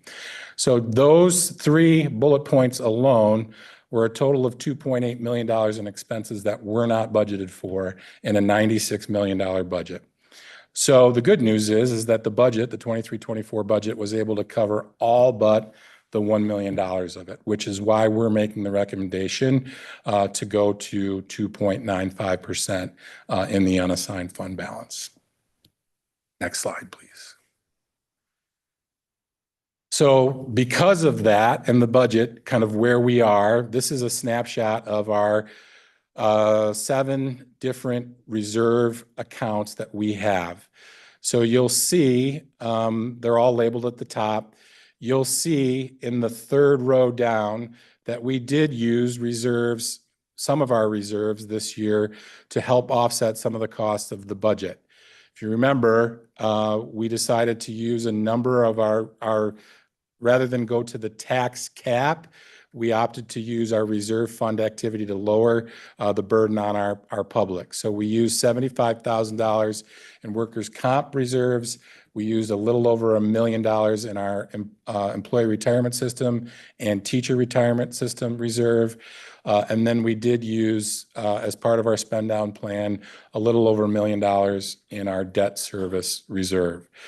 So that takes our total reserve balance at the start of the 23-24 school year was $10,256,000. We earned about $406,000 in interest. We spent $2.2 million, and it takes our ending balance of reserves down to $8,385,859. Because of the expenses that were incurred in the budget in 23-24, we will not be making any recommendation to make any additions to these reserves, but we are making the recommendation to carry forward the $2.962 million in unassigned fund balance. So I think that was my last slide. Any questions? Just a quick question. Yep. So you're comfortable that you won't have similar expenses for this coming year? And sorry, go ahead. I'll let you finish. I'm sorry. No, I'm sorry. I cut you off. Go ahead, finish. So that's why you're okay with lower levels in the unassigned and in the other reserve accounts? That's correct. I believe that, Mr. Rabel, that we'll have, from that standpoint, we've budgeted for, and it's just important note to remember, when we did the retirement incentive for the teachers this year, it was for anybody that was of age of retirement. Going forward in the teacher contract, it is only for teachers that are first eligible. Okay, so we've budgeted for about 12 to 13 retirements this year in our budget based upon what we know of as to who might be first eligible and who might be retiring. So from that standpoint, that I think will be covered. We have hired since the start of last year, we're probably net plus 8 or 9 bus drivers from where we were this time last year. So I'm happy to report that we are taking back 8 different contracted transportation runs and bringing those in-house. So that will significantly decrease, probably by about 20%, our overall contracted transportation costs. So to your point, I think that in that standpoint, I do feel confident that this was kind of a one-off type situation where we will be at the end of next year we're in good financial standing now. I think we'll be in a position where we can add to our reserves next year. I think the one other thing too to note with 24 retirements, we had 24 or 25 return, but obviously the salaries will be much different, which will also help put us in a better financial position by the end of the year. That's correct. So just so I want to summarize my understanding here is that reserve balance went down roughly $1 million because we needed to account for those extra expenses. The unassigned fund balance, The that's unassigned correct. fund balance. So that unassigned fund balance is essentially our rainy day fund, and we dipped into it to cover those expenses. And we carry that forward every year at a percentage that you guys decide to do. And if instead, like we went to 1.8 of the tax levy on 54 million, if we went to the cap at 3.9, roughly 2% more, that would have raised about another $1 million of revenue. In taxes, correct. And in that scenario, we wouldn't have had to dip into this. That's correct. Okay, because I just think it's important the public to understand that as a board, we aren't just going to the cap. We are trying to think through, and in this case, we have, we're just not growing these reserves. I mean, I know we're limited to what we can do, but, and we're being thoughtful and trying to balance the financial needs of the district with, the burden to the public. Should we be having a drop off in the number of McKinney-Vento students, at least at the beginning of the year this year? They're supposed to go, if I understand it right, once they finish this school year, they're supposed to move into the district that they're physically living in? Yeah, that's a good question. Correct. Unless they're in what's called a terminal year. So if they're in 5th, 8th, or 12th grade, they can stay in our district. And that's part of the McKinney-Vento legislation. Ms. Nowak, Ann Nowak in our central registration office, we actually met about it yesterday. So she's going to get kind of a list because we have to work through some things with transportation. But I would expect that our list would be probably in the neighborhood of 25 to 30 kids. Start the year at least. Mhm. Okay. So how is that determined for those McKinney-Vento students? How is it that if they're living all over Western New York, like you had mentioned, that Sweet Home is their home district? So when they were first classified as homeless, they either found temporary residence in our district or in instances, they were placed by the county, perhaps in a hotel on Niagara Falls Boulevard or in one of those things. So once their first landing spot after being classified as homeless, that becomes the home district. They have a choice as well. They can register in the district where they're living, or they can stay Sweet Home. Correct. And 99% stay. It's Sweet been my Home. experience. Yeah. I mean, we've done a lot of work to try and get we've curbed, believe it or not, we've curbed a lot of the contracted transportation by doing parent contracts because we can get aid back on that as well. And again, those costs that we do spend with the McKinney-Vento kids in terms of contracted transportation, we do see transportation aid back the following year, but we've done our very best to try and curb some of those costs. And if parents can transport, that's what we look to do first. As the year starts, any surprises with special ed? As far as transportation, any new kids on board? Not that I'm aware of. Dr. Wilson, I don't know if you have anything to chime in on, but Not out of the norm. Okay. Are you? okay. Thank you, Mr. Feldman. You're very welcome. I just, before I leave, I would like to just make mention of it, of my staff, and particularly Nicole Kuss, who's our district treasurer, with all this, and you guys saw it towards the end of the year, with all the movement of the money to try and make this work. Couldn't have done it without them. And we just got finished with our external audit with Lumsden McCormick. And generally, they spend 4 or 5 days with us. They were here 2 days. We were ready to go. So I would want to commend them for their work. It was a tough budgetary year, but I'm confident that we'll bounce back and be in even better shape when I come back to talk to you next year. God willing, of course. All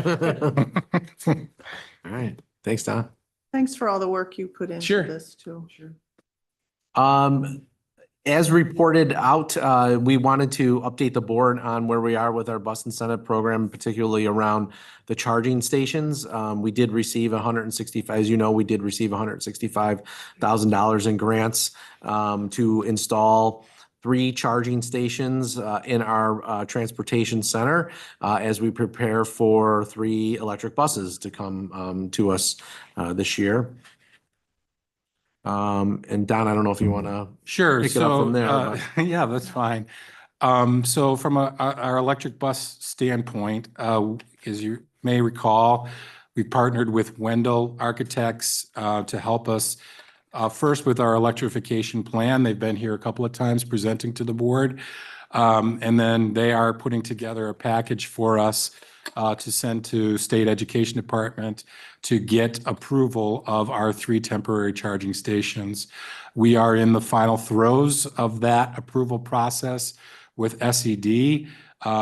So they've presented to us an option to be able to purchase things a little differently. For those that have been around, we did this very type thing with our capital improvement project, the $39 million capital improvement project, where we purchased on a cooperative purchasing agreement. The one that they are recommending is called TIPS. It's the Interlocal Purchasing System. They have vendors. Wendell, for those that don't know, Wendell specializes in electrification of buses and vehicles across the country. Mostly in metro areas, but they've now started to branch into the school districts. So they have, lack of a better term, a stable of contractors that they've worked with that have gone through this TIPS process. So it'll allow us to kind of expedite the bidding process, for the project that we have coming up to get these 3 electric buses in place. So in this instance, we're asking on the agenda tonight, there's 2 things. There's a proposal for you to allow us to spend the $165,000 that we received from NYSERDA for the school bus incentive program for the chargers. And then there's another resolution rather to allow us to purchase on this cooperative bid called TIPS. So essentially what will happen is Wendell presented to us, to Mike and to Steve Rosler and I, kind of a proposal that based upon the work that needs to be done, chargers, infrastructure work, electrical panel updates, that the project cost would not exceed $280,000. So with the $165,000 that we have from NYSERDA, the net cost to the district is $115,000. We are busy at work. We're in the hopper for funding also from National Grid. And there's another funding opportunity through NYSERDA that cost might even go down a little further. But that's what we're looking to do. If you approve this tonight, we'll let SED know that we've gone through this process. They'll approve our project. And then generally it's about 3 to 4 months in terms of start to finish, which would time out well with Matthews buses, because we expect to receive the 3 electric buses either at the end of the calendar year or the early part of January. So the timing is working out pretty well, and we'll kind of see what happens from there. So we're excited about it. I think it's a neat opportunity for us to kind of look at a different way to kind of protect, not only fund it, but also to make sure that we're getting the best bang for our buck. And that 115,000 is aidable as well. Correct. So it'll be less than that. Yes, Dirk. I will vote for the items on agenda for the buses tonight because I think that's appropriate. My concern, and I heard a little bit of this in Albany when I was there for the leadership conference back in July, is what happens down the road when either they postpone the mandate or some of this grant money or these cooperative groups supporting those buses. What happens? Are we on the hook for that? I guess are we on the hook for this if things change in Albany and or NYSERDA and National Grid support of these So that's the things? $1 million question, pun intended. There is funding that's available now. We've been awarded additional funding through I can't remember. The buyback program, the EPA, the EPA, sorry. We had additional funding through the EPA to the tune of about $1.6 million to spend over the next 2 to 3 budgetary cycles. But I'm nervous about that too. Like the mandate is what the mandate is. Right. By 2027, we've got to start to buy vehicles that are not diesel powered. Our entire fleet, as the mandate is right now, has got to be turned over by 2035.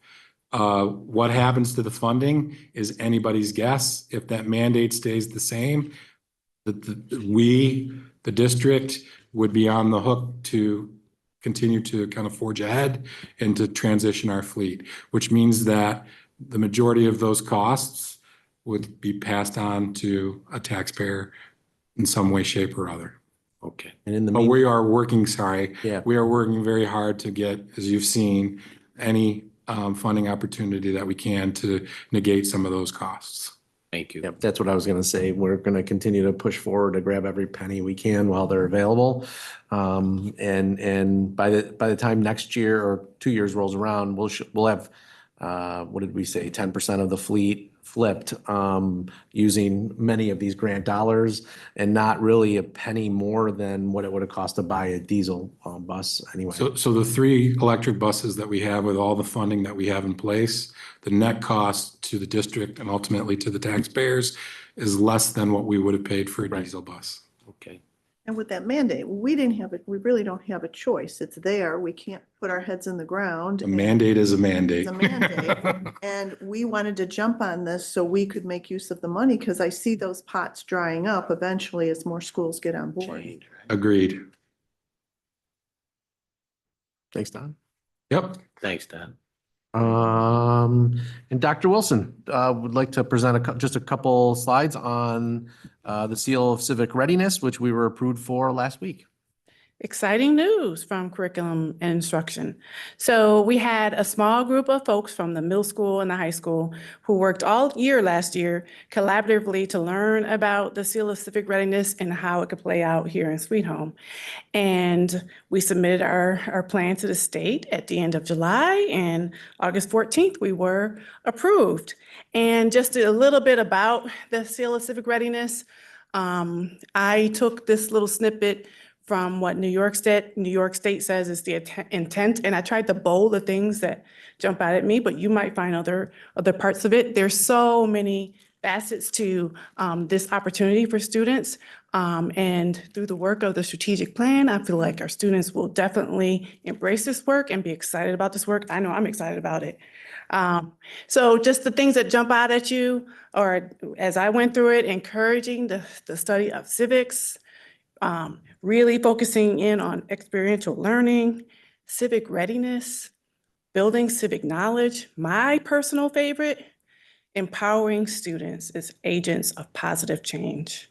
So when students have the choice on what they'd like to connect with in the community, and they are pushed to think about how they do that work and how they give back through service learning, so much of this kind of work is already happening here in Sweet Home. So it felt like a natural connection. And as you dig into the second part of the slide there, we dig into a component that we worked with several individuals across the state as we developed our plan that we submitted to the state. And the feedback from folks who have worked with several school districts is this is one of the best well-written goals they've seen. And the reason why I feel like it is done so well is because it was written collaboratively over the course of a year through the strategic plan. So there were several minds that came together across our district to write Goal 2 for the entire strategic plan. And the Seal of Civic Readiness aligns completely and very well with that goal. But you'll see connections in other places. DEI, for example, that whole connecting to something that you personally feel like you have an impact on. So as you look at our goal here in Sweet Home, we're digging into the coursework that provides real-world experiences, engaging students across a series of pathways. So we really want them to connect in things that they really want to do and, again, make that impact on our community. So where people feel like we really had a home run with our vision for this pathway is the rationale. Students must be given the opportunity to explore their personal talents. These talents must be presented in ways that do not inhibit unseen aptitudes. We don't want to lock their thinking. When they pick things that they are connected to, that's where the goal is, right? That's where the big win is. And so really unlocking those gifts in our students. And so we really feel like this work is going to be amplified. We are approaching it two-pronged. We are building it up from the middle school, and we are starting it with our juniors and seniors. So we will actually have seniors who could earn the Seal of Civic Readiness this year. And the reason why we want to take that approach is because so much of what our students are doing in our community, you can think of many opportunities around service learning that you've seen our students engaging in. We want to capitalize on the students who are already in queue. So much of this work is tied to their natural coursework, but then them going the second step to do a project or present or make a connection to something out in the community. So it's about making those connections and taking down those barriers so students start to see that what they're learning in school can really apply to how they impact the community. So students can they can earn, it's up to 6 points, and you'll learn a whole lot more as we dig into getting our students engaged. 6 points, and the points come in a combination of how they earn Regents credits or advanced studies credits. If they earn proficiency in their social studies courses, the courses they have to take already, they already have some of these points. So we have students who are already queued up to earn the Seal of Civic Readiness. There was excitement in the room. We were meeting last week in one of our team meetings, and we learned in that meeting that we were approved. So the team was very excited about that work. Both principals were there and ready to jump right in on the Seal of Civic Readiness.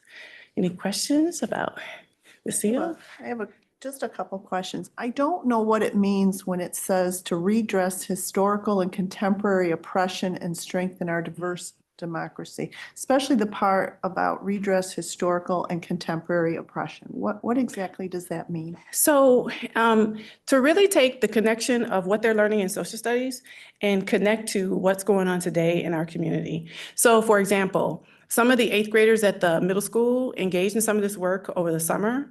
And they started to do work on infographics. So they have to do the research behind the work.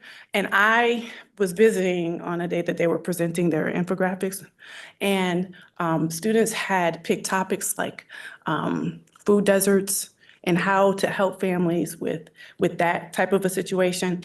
They had picked things like, I'm trying to think of the ones that I saw to answer your question.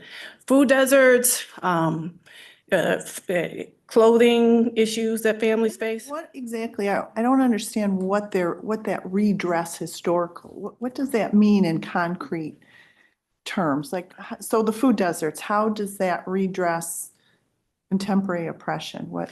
So as they think about the things that have happened in history and make those links back to different things that have happened in our history, that they can make a connection to something, connecting back to the Great Depression, for example.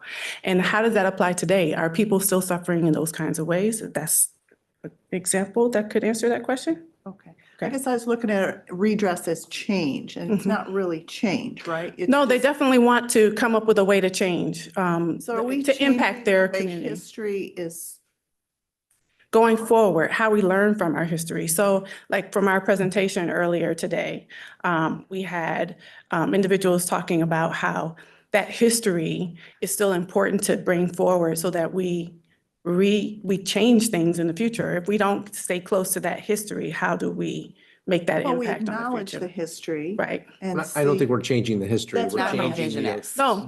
we need to learn the That's what I'm history to asking. change I'm the like- way.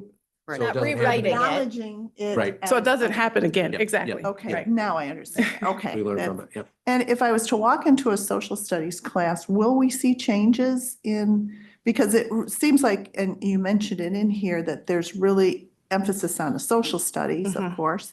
It So is. would I see changes if I walked into a class? It is heavily tied to social studies. So what we are working on developing is capitalizing on the courses that we already have, our regular US history courses and so on, and building a course eventually that we will be able to offer at the high school. But in the meantime, looking at the things that we have the flexibility to change right now that have not been developed. Like, for example, some of our summer work and different opportunities that way. Students they already do the projects, they already do the research papers. So it's just helping them to think about how they connect it. So the social studies teachers are all on board and they'll be brought more on board? Because you said there was summer work that was involved. Yes, there was summer work. There were social studies teachers who were involved in that work, and they're on the team. A lot of the work continues with our social studies departments, the entire department at the high school and the middle school. Is this extracurricular? I think I'm not understanding.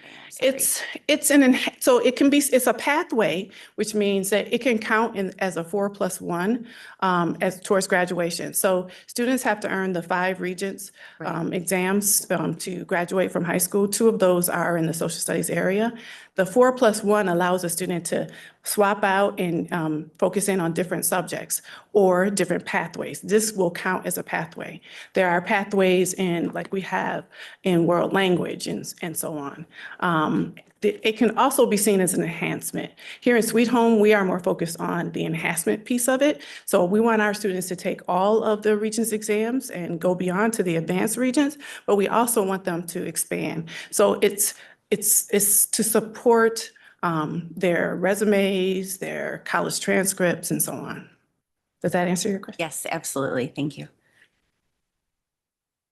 Can you tell me what SCR stands for? Seal of Civic Readiness. Say it again? Seal of Civic Readiness. Okay. And SP Goal 2, what's SP stand for? The strategic plan. Part of your strategic plan. Yes. This also looks like it ties into our DEI type thing. Very much so. And I guess some of the issues I have there, and trust me, I don't have a lot of issues. I have some issues with it, is that we're creating change agents and students to go out and do what? make an impact on their community. So make the connections to the coursework that they have day in and day out to how they can impact our community. So students pick projects that they are drawn to that are right here in Sweet Home. So we have, like, for example, we have students who help out with chef in the food pantry. That's one example. We had our athletes last year work very closely with one of our elementary schools to help them build a positive environment through sportsmanship. That's another example of how you can help your community. So helping kids see that they don't necessarily have to have money to help a community, they can give back in other ways. They could volunteer. Okay, Yeah. okay. So as long as the lens is not, there is a problem in society today and that we need to assume that we have this problem and go out and try to change it. You're out looking in the community with this civic readiness and finding spots where they can have a positive change on it. Yeah. I guess it goes back to my thoughts. I'm not well, I'll just say it, institutional racism. I don't really think that applies today. I know a lot of the folks in the DEI groups believe that. I just don't think that's necessarily the way things are today. We're not 1966 or something. So I get a little concerned that we're trying to solve a problem that really may not be there as much as it's being projected as. I don't know if that helps or whatever here. So I like the idea of sending the students out and experiencing things in the community. Mhm. And if they see some things where they can positively change things and make it better for all, Right. not just for one group or another, I Right. think that's wonderful stuff. Right. Thank you. And when you don't limit their thinking, they come up with things that you could never imagine that are wonderful things that help the community. Thank you. I would just add that there's there's like 100-page booklet. Mhm. And it gives a lot of detail of this program. And, I was impressed by that. And there's a lot of, in my view, pieces of it that are not just, I would say, social studies oriented. Like there's a financial element of how to be a responsible citizen from a financial perspective. To me, I think it's important that we address, the needs of all of our students. But and this really, I think, offers kind of an additional, for students who want an additional challenge Right. or something more to, enhance their regular coursework. So that's something that I like about it because it's not just like when I was in high school, I went through a magnet school program, and I know you could pick different kind of areas that you had an interest in and you would like to focus. And I know this isn't exactly the same, but you took extra courses. This has capstone projects. It seems to me that it would have a lot of value to students entering college and that as well, because there's a lot of projects and whatnot. So Yeah. I think if you're looking to, you can probably send that out because there's a lot of detail in there. And I was very impressed with it. Yeah, what you'll find is that a lot of projects end up being tied to environmental impacts. So they're tied heavily to science. So you start off in social studies, but you start to have kids see the connection that they have to impacting, the environmental impacts that we have going on in our community today. How do they help out with that? So that was one of the examples I was trying to think of earlier that I couldn't quite think of. Just that whole, how do they give back to a community now that we are more conscious of how we impact our environment? What can you do as a student? What are some of the things you are drawn to that can help our community? And I find that science is one of those things that become a big part of the seal of civic readiness because of how our students are focused. Someone will be monitoring like these projects, right? Because I don't know if you remember years ago when we had the kids do a capstone project. By the end of the year, we got to the point where kids were, the accepted thing was, well, we got no time left. Kids can stay after school and sharpen pencil. I mean, it was kind of ridiculous. I don't know if you remember that. So that was Yes. stopped. we want real life, authentic, that are going to help these kids grow. So somebody's going to be watching, that it's not just busy work. I Yes, guess. so part of our plan is we had to submit, this is just one portion, it's the goal portion. But then we had to submit a step-by-step, how will we accomplish this over time? We submitted a very detailed plan. We can share that with you all. Our plan highlights a step-by-step, year after year, how we're going from 80 to almost 100 students being able to accomplish it possibly this year, to a whole cohort every year. So that's 250 to 280 students, every student having access, because we're going to build it up from the middle school. So when we started the middle school, the success has been seen when students are able to pick up points at the middle school and start that work right into ninth grade. And they continue to pick up their points, and they have more than enough points to earn the seal of civic readiness. And then they get a medal that they get to walk across the stage over their cap and gown that they get to wear, similar to the seal of biliteracy. I like that every kid is going to have the opportunity, and not just those higher level kids, but Right. every single kid in our community. That is the goal of our team, because we really feel like it does lend itself to work that every student can accomplish. And so that was our particular focus. Every district is different, and they approach it different ways. We would like to make sure that every student has the opportunity as we get to full implementation of our plan. Teachers have a lot on their plate right now. Mhm. Is this going to add a whole lot of work to what they're doing? So it's aligned to the work they already have to do as far as coursework. So that's why we feel like so many students will be able to be successful right out of the gate. And then we also have worked with an organization that has a tracking system for us. So almost like students can earn badges, if you remember the teacher's badges, like through the Teacher Center, our students will be able to see their progress and how they're chipping away at earning the seal throughout the whole time. There's a heavy parent component also. There's communication out to parents at the beginning of the year to bring them into the conversation, so that if there's a way that parents could be engaged also, to pull their parents into the projects that the students are interested in completing. Sometimes part of their projects is they want to come and present to a board. Sometimes it's they want to present to politicians. Sometimes it is that they want to write letters to different individuals about what they've learned and how they can make a change. So you'll see evidence of that.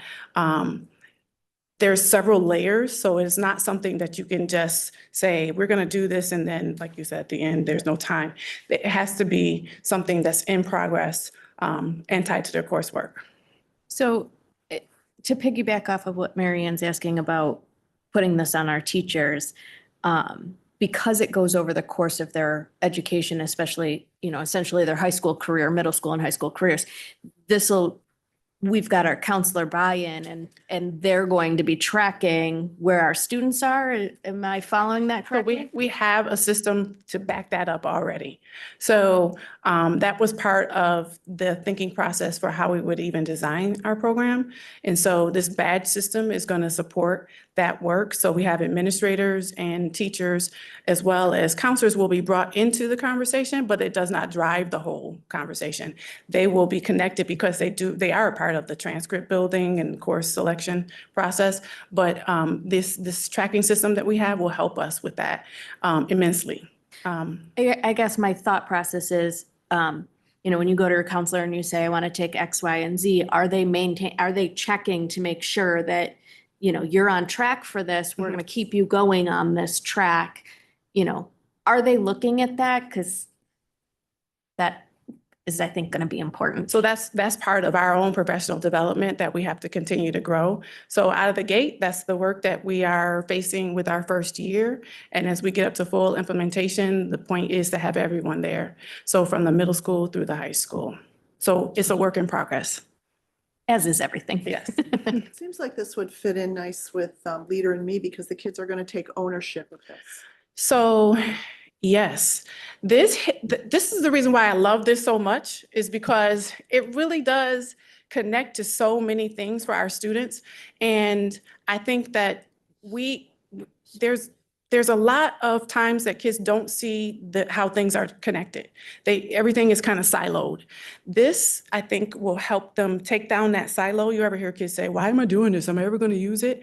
And this will help them begin to make those connections to all the things that we've done through the elementary schools, coming up through the secondary schools. How does the social studies work connect to the science, right? Because there are connections there. Do they ever see that?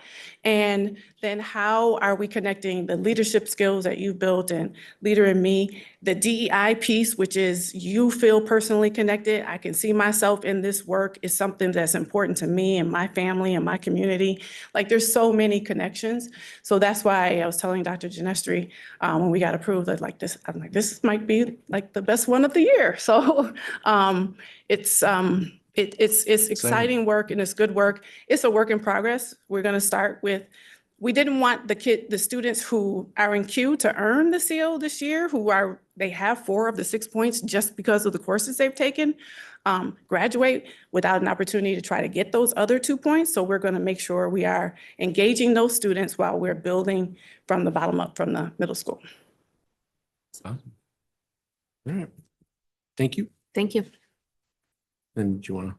And tying right to DEI and flowing into that work, there was a lot of amazing work done to establish the mission and vision of our district DEI, that sense of belonging piece.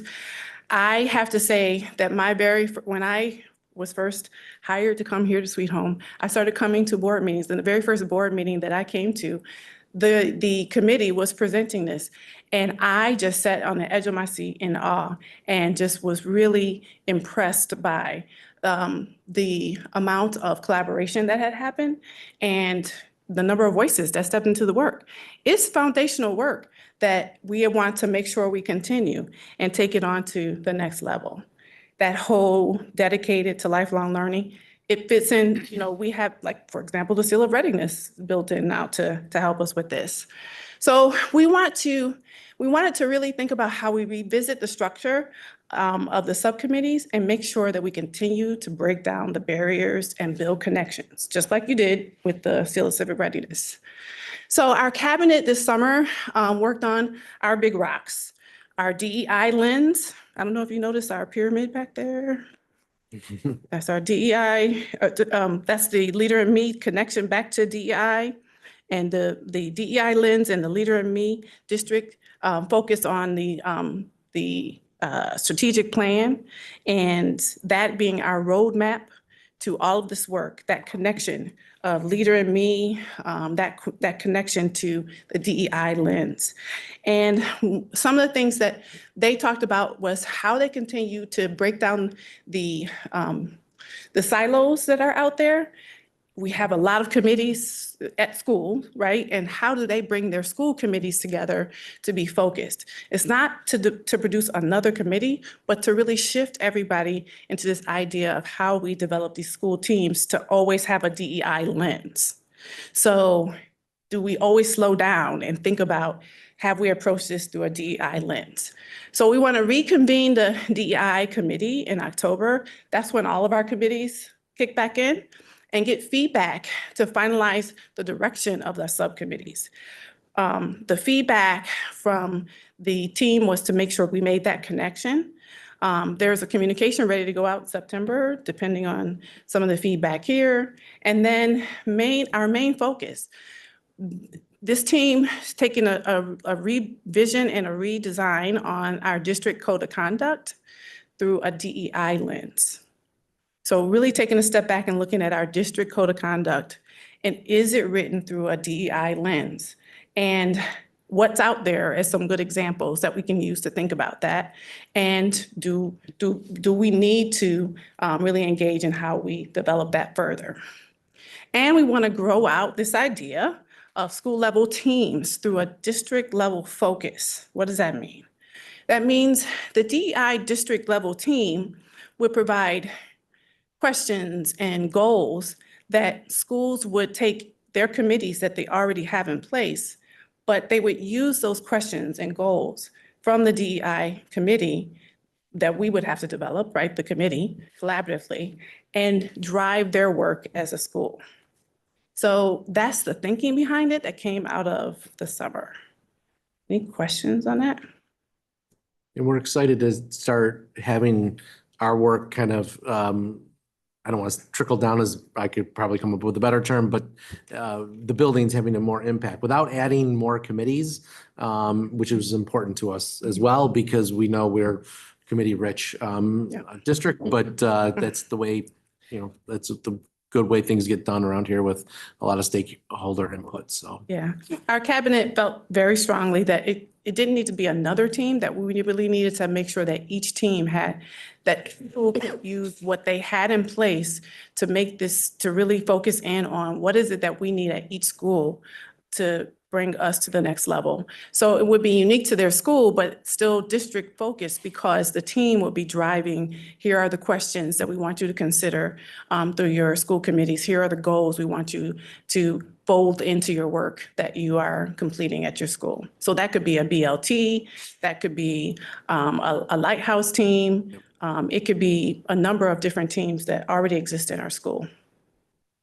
So I know we've got a long meeting here, but I'm just wondering, are we still thinking about doing a DEI audit? That was something that was just a possibility. I think we have to discuss that in October with the committee and see where they. Okay, wanna so go that's with it. still a possibility, Yes. right? Yep. And I would just say in general for DEI, I mean, I would like to see after, we've had a few years of this, is like the student, so much of what we're hearing is always, I feel like a little bit up here, like, what are we doing at the, it's like staff education and these committees and these structures. But like, I think we're getting to a point, and maybe this is what's trying to, get down to that, is like, it needs to seep in. It's really about, You don't want to see the ongoing. recipe on the screen. You want to see the meat and potatoes. Yeah. What you're trying to get at, like, you wanna see the the kids work. are feeling it and living it, and it's like on a regular day to day, or where they're saying, hey, this is how things used to be, and now this is how it's different, or this is maybe a positive thing we're seeing. It's always like a lot of adult feedback, but it'd be nice to get, maybe just something to think about. Well, I would say that's one of the goals that we talked about this summer, but just things like that have changed since we've started, like the course handbook, for example, opening access to courses for more students. They might not know that we did that, but the impact that it's having on them in order to take the courses and have a more equitable look at that is having a huge impact on them. So, and that was the code of conduct is something that we're addressing as well. That was a shift for the high school. There were students on that committee, and that was a shift for the high school. So I think that whole focus around how does this mission and vision, what does it look like in the classroom? Like, that's where you want to get to. Like, we want to get to, how does this play out in the classroom? Because we have this and we are doing things. What does it mean for the students sitting in the classroom? And that's the main focus of trying to shift it to the building level, to really have them embrace what is it they need as a school community. How do they, as a building, for example, celebrate all the different celebrations that happens throughout the year around ethnicity or differences, right? So each school would come up with how they would like to accomplish that. And they are the ones who actually do it, right? So they would be the ones to organize it. And it makes sense that they would be engaged in that level to really have questions or goals that direct them in that way. Thank you, Dr. Wilson. All right. Thank you. Wanted to update the board quickly on where we are at with our capital construction planning for our next major capital project. Don and I met along with Young and Wright and campus with the New York State Department of Education Facilities Planning on July 22nd. Through that meeting, we needed direction on where to go because, as you know, we've talked about the role Dexter Terrace plays. Are we going to open it as a program school? Are we going to open it as a full-fledged elementary school? Are we going to try and make what we have now work?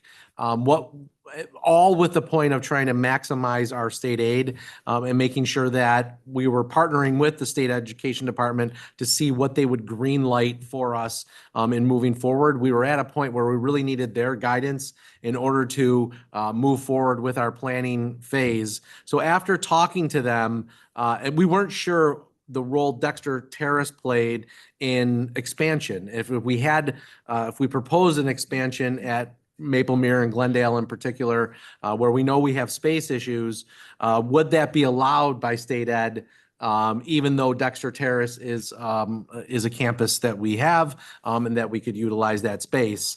And preliminarily, they said yes, that we could apply for, and we have the notes for Maplemere and Glendale to seek expansion, even though Dexter Terrace is a facility. One of the reasons being is that to get Dexter Terrace on board, as you know, it would be highly expensive. In the price tag to renovate Dexter Terrace to make it code compliant is something that really scared us, I would say, moving forward. So in talking with state ed, they did say that expansion is a possibility, that it would most likely, when in our preliminary review, be approved for aid there, and that it would, to us, it would really reduce the cost of the overall project to get more things that we need through renovations at all of our elementary schools.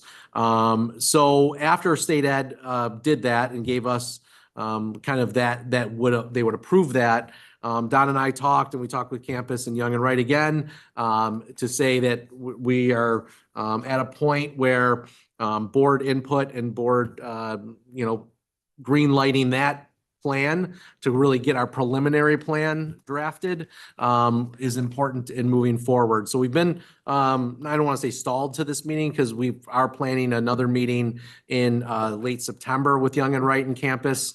Once we, I'm not, looking for an answer tonight, but we really think that this is the way to go in looking at expansion instead of renovation at Dexter Terrace. We're also meeting with the supervisor's office down of Amherst on Friday or next Friday to get an update on the Boulevard Mall. But we believe we're at a point now where it looks like this project and the Boulevard Mall project, our next capital project after this one is probably got to address that, the way the Boulevard Mall expansion is going. So we're want to move forward with this. We asked a couple members of this Board of Education who sit on the Building Use Committee to kind of start sitting with us at these meetings with campus and Young and Wright to help plan forward to gain input. So I know I asked Mr. Johnson, Mrs. Battaglia, and/or Mr. Belanti because of their role on building use and athletic council too, to kind of join us, if that's okay, with the meetings moving forward to really get the plan on paper and get the preliminary plan over to state ed. But in moving forward, this seems like the most cost-effective way to address the needs of space and renovation at our elementary schools.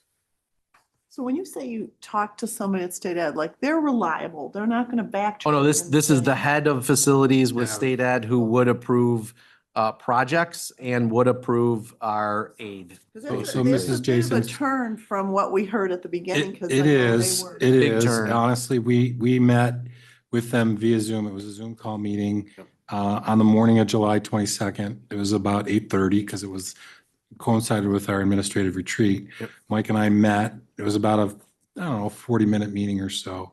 And Sarah Madison, who is the building Office of Facilities Planning Chief, she goes, wow, this is something different because of our enrollment. She goes, we don't often hear every day about enrollment going up. So this is a unique situation. So they took in all of our information, and in 40 minutes after our meeting, they came back and said, we would support you making additions. I was gonna say, In did they writing. put it in In writing? writing. We have the email. That's what I meant in my notes. In writing. Yeah. In writing, that they would support us renovating our buildings. There's a bunch of things that we need to get them, including, which is why we're meeting with the supervisor, kind of projections about what the impact of the Boulevard Mall might mean. But to Dr. Genestri's point, the cost to renovate and get Dexter ready was just daunting. So if there's no objections, we're gonna start planning that next meeting and then obviously have board members sit at the table with that and then bring the reports back to the entire board to get this moving forward even quicker. To stay on track for a late 2025 vote. So the decision-making will still be here. They're just going to sit on the board to. Oh, yeah. meetings To get the Yeah, information. bring it back to I didn't want, if there were objections to looking at expansion at those two buildings, then we were going to repivot and start over again. But if there were no, I know this is kind of new information, but if there are no objections for us moving forward, then we were gonna get that next meeting and start putting together the scope, the numbers, what the expansion would look like, the impact on special ed, because we do believe we would get more aid. And there is a need for special ed classrooms at both of those buildings, or exceptional classrooms. So lot of work to do, a lot of decisions to be made. This is just the next step. But having, I think, a couple board members at the table with their experience on building use would be helpful. If no one objects to that, then we'll move forward. And I think it just makes sense. I mean, we're looking at a 60-year-old building. Yep. It's had maintenance done, but it hasn't had any major changes. I can't imagine. I know you guys have probably heard it. I don't want to hear it. I'm sure the numbers got to be scary, what it would take to put that fully into play, but to not be able to do the other stuff. Yes. We were seeing, one number came back 34 million for Dexter Terrace, the other one was 28. So after we asked him to scale it down. That's crazy. So that's. Any objections? I know I reported out, but we also are monitoring kind of an exciting project that BOCES has taken on. There was a definite need for special education programming throughout Western New York and BOCES. Oh, sorry. And BOCES was hearing a lot of feedback from the superintendents that there were students on waiting lists for placements for really high needs special services.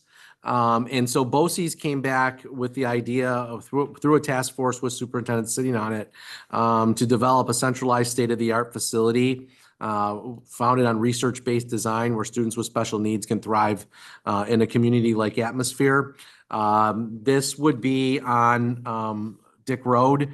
It would consolidate 3 buildings into one. One of those buildings is the Northtown Academies, which is housed at Dexter Terrace. And they are looking at a range of anywhere from $60 to $67 million to complete this project. It was an old HSBC facility.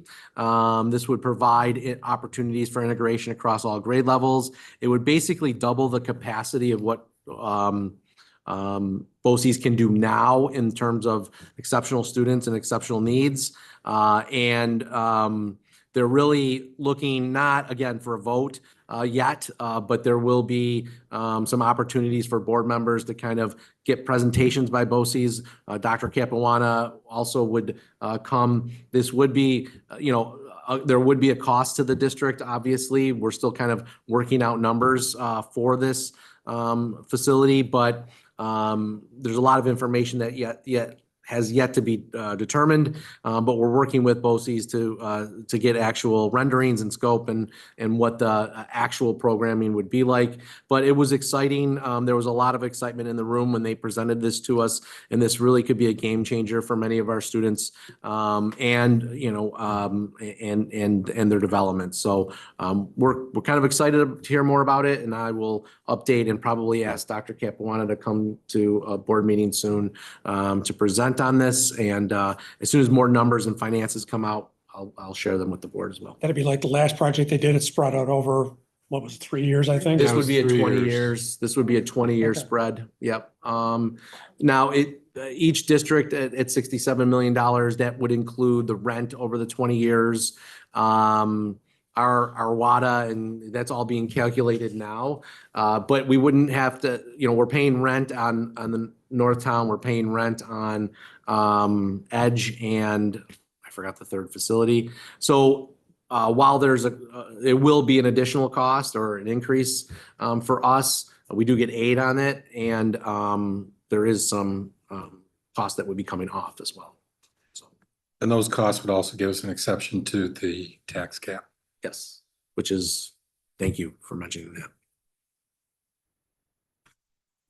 I almost hesitate to put these numbers in front of you because this week has been very frantic in the registration office and central registry here at Sweet Home. But we are experiencing some increases as of now, as I think I gave you these numbers on Friday. So these might be updated as part of Thursday. They will change. I'll have an updated enrollment summary for you at the September meeting once school starts. But we're seeing a lot of people coming in this week. That is coupled with withdrawals as well, or students moving out of the district. But we are seeing some increases at our elementary level already. But again, the next 2 weeks, this week and next week, are the busiest times for central registry. And I'll have these updated for you as we move on. And I know Mrs. Battaglia asked about class sizes.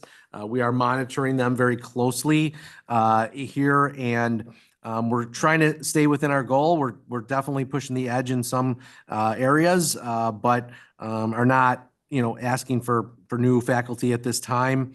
But we're monitoring them, and the next 2 weeks is going to tell us a lot about where we are with our students per section and moving forward in each section. We're very, happy with these class sizes.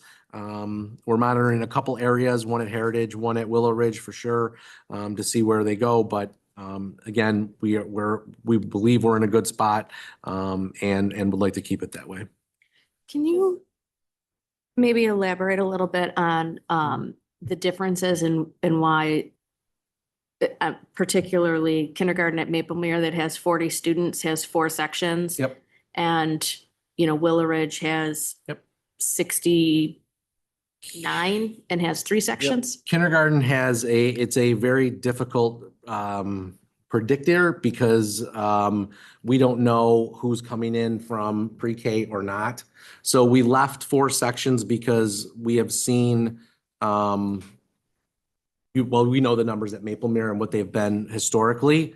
So we did not think in the spring that we needed to eliminate any positions at Maplemere because we thought that would be normal. I've talked to Mr. Ryan, Dr. Wilson's looked at it. That Maplemere section of kindergarten is an absolute anomaly. And we know that we already have more students registered, Maplemere students registered in UPK this year than we did all of last year. And so we expect it to be back to 4 sections next year, but that's one where we're monitoring, where we might need to make a shift. I don't want to touch it yet, only because it's been frantic at Central Registry over the next 2 weeks. A question about that 519 over at Maplemere. So we're over the 500 part. We didn't have room for kids. I mean, Yeah. it was squished. Now we're up over 5. When my kids were in school, I don't remember, it hit 500. Now we're up to 515. Where are we putting these kids? Well, last year at 486, we were Right. talking about how we couldn't house them, and now we're at Now we're over- 515. Where are we putting, I mean. The class sizes are increasing. That's just what we're doing. But I mean, we're not, but if you look at this, space-wise, do we have, like in the cafeteria, are we gonna be able to accommodate? yes. all these, I mean, we've got- Yes. We've reported out, but over the past 3 years, we've gotten our numbers back to pre-COVID levels. It's allowed us to open up cafeterias. We've made renovations in those buildings to find more space for special programming, like the locker rooms, for example, which has really helped. What's our max at Maplemere that our max was 500, but I guess. No, I think it's like a max capacity for the building. So. I think it's at 600, really. Right. Yeah, for like occupancy.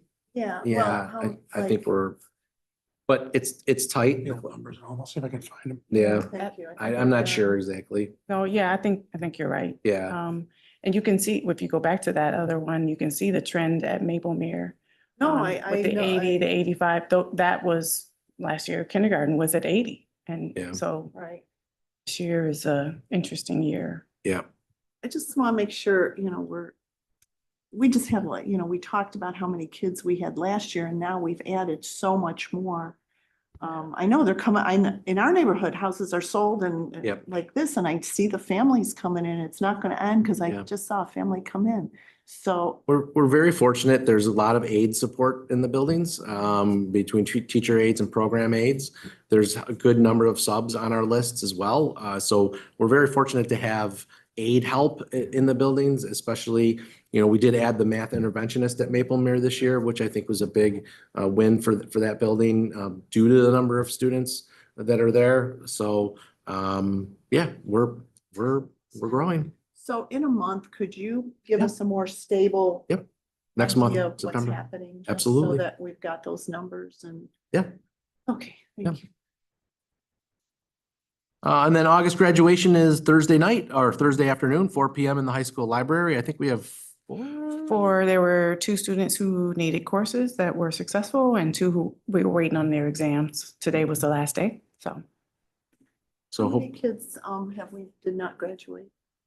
we'll have that number in September based on when the Regents exams come. Okay, got it. And when you give us those numbers, could you give us generally reasons why? I mean, I know in the past we've heard, maybe they're in jail, there's just a slew of reasons, but I'd like Yep. to know, so maybe we can delve in and somehow get these kids.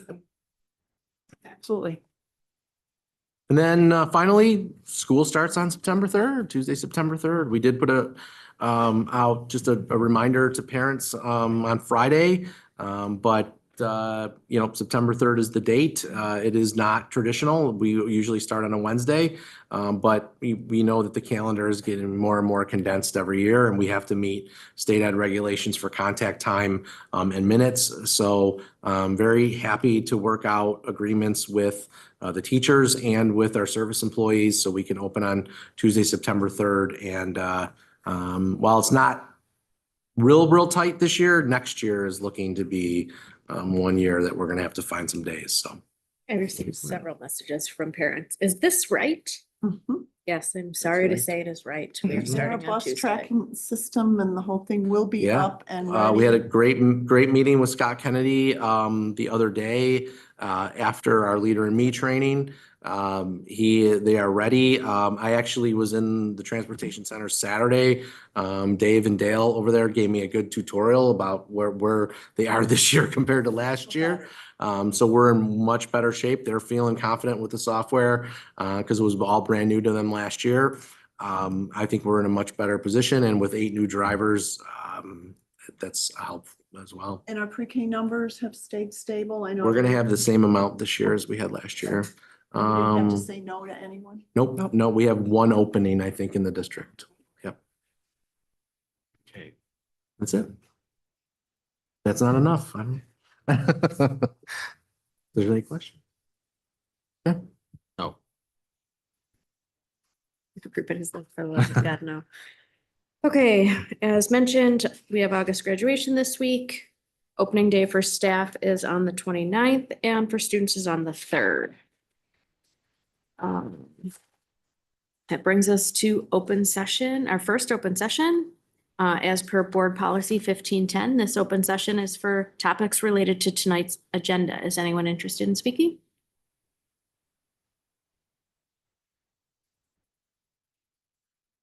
We got another one at the end that doesn't have to really. We have another one shortly. All right, please state your name and address and business relating to the district. I got it. Just let me get organized, okay? I mean, it's definitely related to what I saw tonight and I'm like, wow, because I mean, let's first ask, did I miss that you approved the May 14th meeting minutes or not? I think you said something about it in the beginning, but I couldn't hear you. Were those meeting minutes ever approved? The May 14th meeting? Yeah, that was the last meeting I attended. And there was a lot of email correspondence back and forth between myself and the board. Those were approved in June. Okay, but you never made any of the changes that I requested, right? I looked at the draft minutes and online and I didn't see that you made any changes, so I'm assuming that you didn't. I can absolutely look into it while you're All right, well, the. regardless, I'd like to go back and talk about what we didn't even discuss Can you state your at name, the please? last meeting Please, and that please, the your- superintendent didn't answer. Can you Despite the state your fact, name, please? I'm sorry? Oh, yeah, my name is Peter Hoysick. I live in the town of Tonawanda on Millwood. Last meeting I was here and I asked a bunch of questions and it was agreed between the board and myself that the superintendent was going to answer me in writing and he never did. And all you board members saw the email. I forwarded it to y'all, so you all know this is true. And I mean, it shows on the superintendent's part, a lack of transparency or refusal to respond adequately to the residents of this school district. And it led to, I guess, meeting minutes that were released with errors and omissions. Why is this guy still the superintendent? Get rid of him. You're the board. You can get rid of him, right? You can fire him and hire somebody else, can't you? In theory, Okay. Does that mean you're not going to? I just don't get it. I mean, at the last election that you guys had for board members, I walked up through the front of the building and there were 5 candidates there. And I asked them all if they were woke. And I told them, if you're woke, I ain't voting for you. And one guy said he was. The other 3 of them couldn't tell me what woke was. And I threw some suggestions out to what I thought it was, but I'm not woke, so I really don't know. And I never really got an answer out of those 3. And one guy, he's got guts. He said he wasn't woke. A lot of the things that I asked about in my email that the superintendent wouldn't answer, man, did I get my eyes opened about what's going on today. I mean, you guys are teaching CRT. You got boys and girls bathrooms. Is that really what you want your name on as a school district? How woke this place is? All right, you're not gonna answer me. I know I looked up, there's a manual online from like the Teachers Association that says when residents come up here, if you don't want to answer them, it's okay. But I learned from the last meeting that you only answer me when you think I don't know what I'm talking about. And last time when that happened, I rebutted what you said. So basically everything I say that you don't respond to, I'm right and you're probably wrong. And that's why you're not answering me. No response. All right. Well, same question to all board members. Raise your hand if you're woke. Oh, I'm not woke. Nobody's raising their hand. Ms. Superintendent, you got to be raising your hand right now. I read your responses and I read your policy manuals. Not going to answer. All right. Well, you know what? 3 minutes is up, sir. What's that? Your 3 minutes is up. All right. Thank you.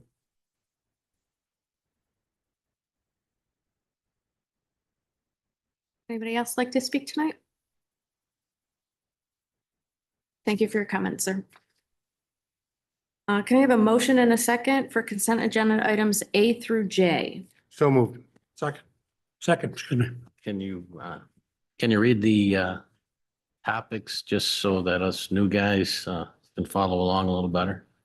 New A guys. is special education, class Persons. placements and preschool class placements. There were 36 clients that mostly evaluations that I went through, nothing out of the ordinary. It's the first time in a while I got through them all. 36. I was Yeah. like so surprised. Wow. It is summer. It is summer. I'm waiting for the big ones. B, monthly financial reports. C is the unassigned fund balance. D is the tax rates. E is the grant for the bus incentive program. F is disposal of obsolete property. I had a question on that. It said a Bluebird bus. Is that like one of our yellow buses or what's a Bluebird bus? It's just the manufacturer of the bus. So it's one of our yellow Mhm. buses. Okay, thanks. G is the overnight field trip to Watkins Glen for our swim tournament. H is the committee appointees. I is the school lunch and breakfast pricing. And J is the purchasing cooperative. Can I ask on that purchasing cooperative, is that something new? Is that? This was part of the Relatively, Derek. presentation tonight. No. Yeah, relatively, it's part of the presentation tonight, but we did something similar in the last capital improvement project. It provides us a little bit more control over who we can kind of look at in terms of vendors and contractors and things like that. But all state approved, it's all on state contract, New York State supported. So we are following purchasing procedures and policies. I would assume you were. It's so, Yes. This via BOCES, or is that one and the same? Nope, it's not via BOCES. It's a standalone purchasing cooperative that New York State and the Office of the State Controller recognizes. You can use either or if BOCES has some product or service. Correct. Yes, we can do either or, but this would be direct to the contractor. So it creates competition. I kind of like it. Thank you. Yes. That's all of them. Does anybody have any questions or comments? Okay, all in favor? Aye. Opposed? Great. Informational items, Miss Jason. Nothing major. I just had a couple questions. Under items of information, when they talked about the administrative time's up. regulations. My apologies. I didn't know it was Oh, going to that's start okay. again. It said lunch service will begin Tuesday, September 3rd. And I guess I'm asking, what about breakfast? We're still doing breakfast, correct? Yes. Okay, and I really like to see under our Sweet Home Music Department that February 2nd we'll be having our district music festival. Excited about that. Thank you. Great, Mr. Johnson? A handful of things. I'll send you some stuff later on. I just haven't had time to piece them together, but I attended a little while back at NISBA Foundation Aid Seminar, where they brought in Robert Magna, who's heading it up for the institute that's doing the work. There was a public hearing held here in Buffalo. It was one of 5 around the state related to that Foundation Aid study where they took testimony. It was a majority of the day long event. I stayed for the first half where they had select speakers that were allowed to come in. And then after that in the evening, it was anybody that had signed up to come in and speak. Just a general thing, the select speakers, because they were supposed to be looking for ideas about the foundation aid, and it sounded more like people saying we need more money than what they can do with the foundation aid. I was a little disappointed in the way the speakers went on it because it really didn't push to what they need to do. I attended the Western New York Law Conference. It was great as always. Last week, 2 days of the Leader in Me with Carrie McGooey back in. I was real happy with how that went. Not just following up on the Leader in Me and learning some new stuff out of it, but also getting to know some of my colleagues a little bit better, the people we work with here in the building that I don't necessarily see on a regular basis. And finally, for the alumni committee a couple of weeks back, I did a tour of the high school for the class of 2014's reunion. And they were pretty impressed with some of the changes. We'd started off, it was gonna be about an hour, it turned into 2.5 hours. They enjoyed the heck out of themselves. So that's it. Thank you so much. Oh. Been there, Reliable. Scott. Been there. Log out, log one. Actually, it's me, I think. Yes, sorry. Want me to go? No. I just wanted to add that, I have as most of you know, 4 kids in the district. And a few weeks ago, my son, but also my 3 daughters were able to watch and enjoy the facilities as well as they opened up the football field to lacrosse clinic for grade school kids, and they had the high school kids that are currently playing lacrosse, participate in sessions and coaching and whatnot, as well as the coaches. So it was a lot of fun, boys and girls, again, wide range of ages. And I just think it's nice that, again, that we're able to kind of open those facilities up, expose the kids to, some other sports that they may not be able to otherwise participate in, maybe not as many opportunities. And then again, families where, brought maybe their other children like we did, and they could sit on the bleachers or run around the track or other things. So it was nice. So I appreciate those type of opportunities. And I know I sent some pictures around and you saw that a lot of the kids were having a lot of fun. That's it for me. Great. Mr. Ravenall? Well, I attended a leadership conference in Albany back in July. I mentioned one part of it earlier about the buses. He also presented on artificial intelligence, which I thought was interesting. From that, I went and downloaded on Audible the book by Salman Khan, Brave New Words, which is a very good read if you get some time, or listen to it like I did on a drive back and forth to Albany. So also they talked about this diploma changes, which to me scares me quite a bit. I took the initiative to send everybody a link to a person that wrote on why it is not necessarily the best thing for schools. So if you can get some time, just take a look at it. Again, I'm trying to be objective about what they're trying to do with that. Again, it's all these well-intended things that sometimes in practice creates other issues, which again is a problem I'm having with that. I did also attend the Leader in Me, and it's all about effective people, 7 habits, and I'm sitting there, I could only spend a couple hours each day in it. And I was thinking, maybe I should just rearrange things in my life, change my rocks around, right? Is that for you? Yeah. Anyways, there's always something valuable out of those meetings, and it's good to interact with staff and other folks in the district. Thank you. That's all I have. Thank you. Danielle? So I've really just spent the summer trying to learn as much as humanly possible. There's a lot of information. So I've been reading, I have been assaulting all of you that will hold still for 5 minutes with my questions. And thank you so much for being patient about that and willing to take my calls and my emails and my text messages and everything else. So other than that, it's just been a very calm summer. I didn't get to make it to Leader in Me. I am absolutely underwater at my day job, so I had to get that squared away. But I'm hoping that I can, catch up and attend other trainings in the future. Peter? So I stopped by the job fair on Saturday the 10th. I was only there for a little while, so I did see people coming in and out. Glad that we got 8 new bus drivers. I don't know who came from that, but I was glad it was a good day to stop by.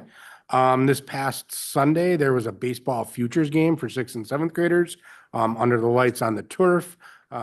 Just got in enough time before the rain started as they were, shaking hands and everything. It was a good day for the 6th and 7th graders. The varsity baseball team coached, so it was fun for the boys to coach that game. And I did want to give a little shout out to Grace Lysak, who is an incoming freshman this year. Through Spotlight Kids. I don't know much about the organization, but she was able to, she's in Williamsport, PA, and she sang the national anthem today at the Little League World Series. I saw that, yeah. So I wanted to give a little shout out to Grace, and congratulations to her. So. Great.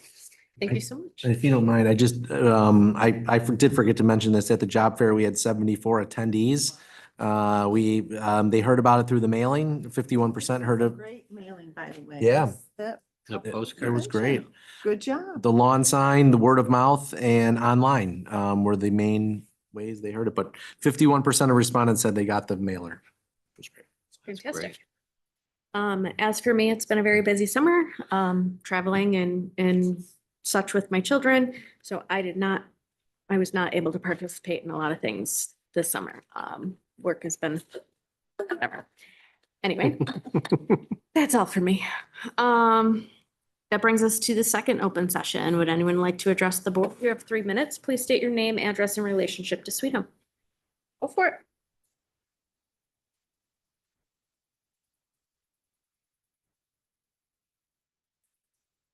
My name is Peter Hoysick. I live in the town of Tonawanda on Millwood.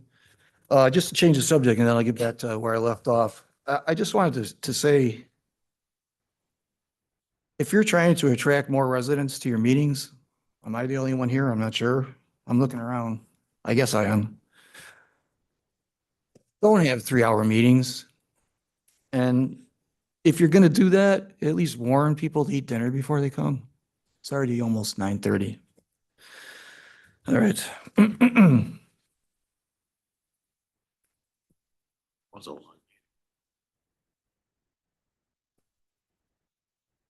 In my email discussions with, well, it wasn't much of a discussion with the superintendent because he didn't answer me. We discussed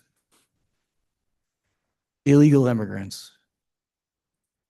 Even though, and I know they're here because I was at the last meeting and people said they were here and he said that everyone here is here legally.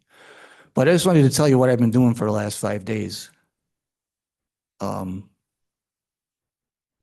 mom was in Cheektowaga in our family home. And they've been there since 1963.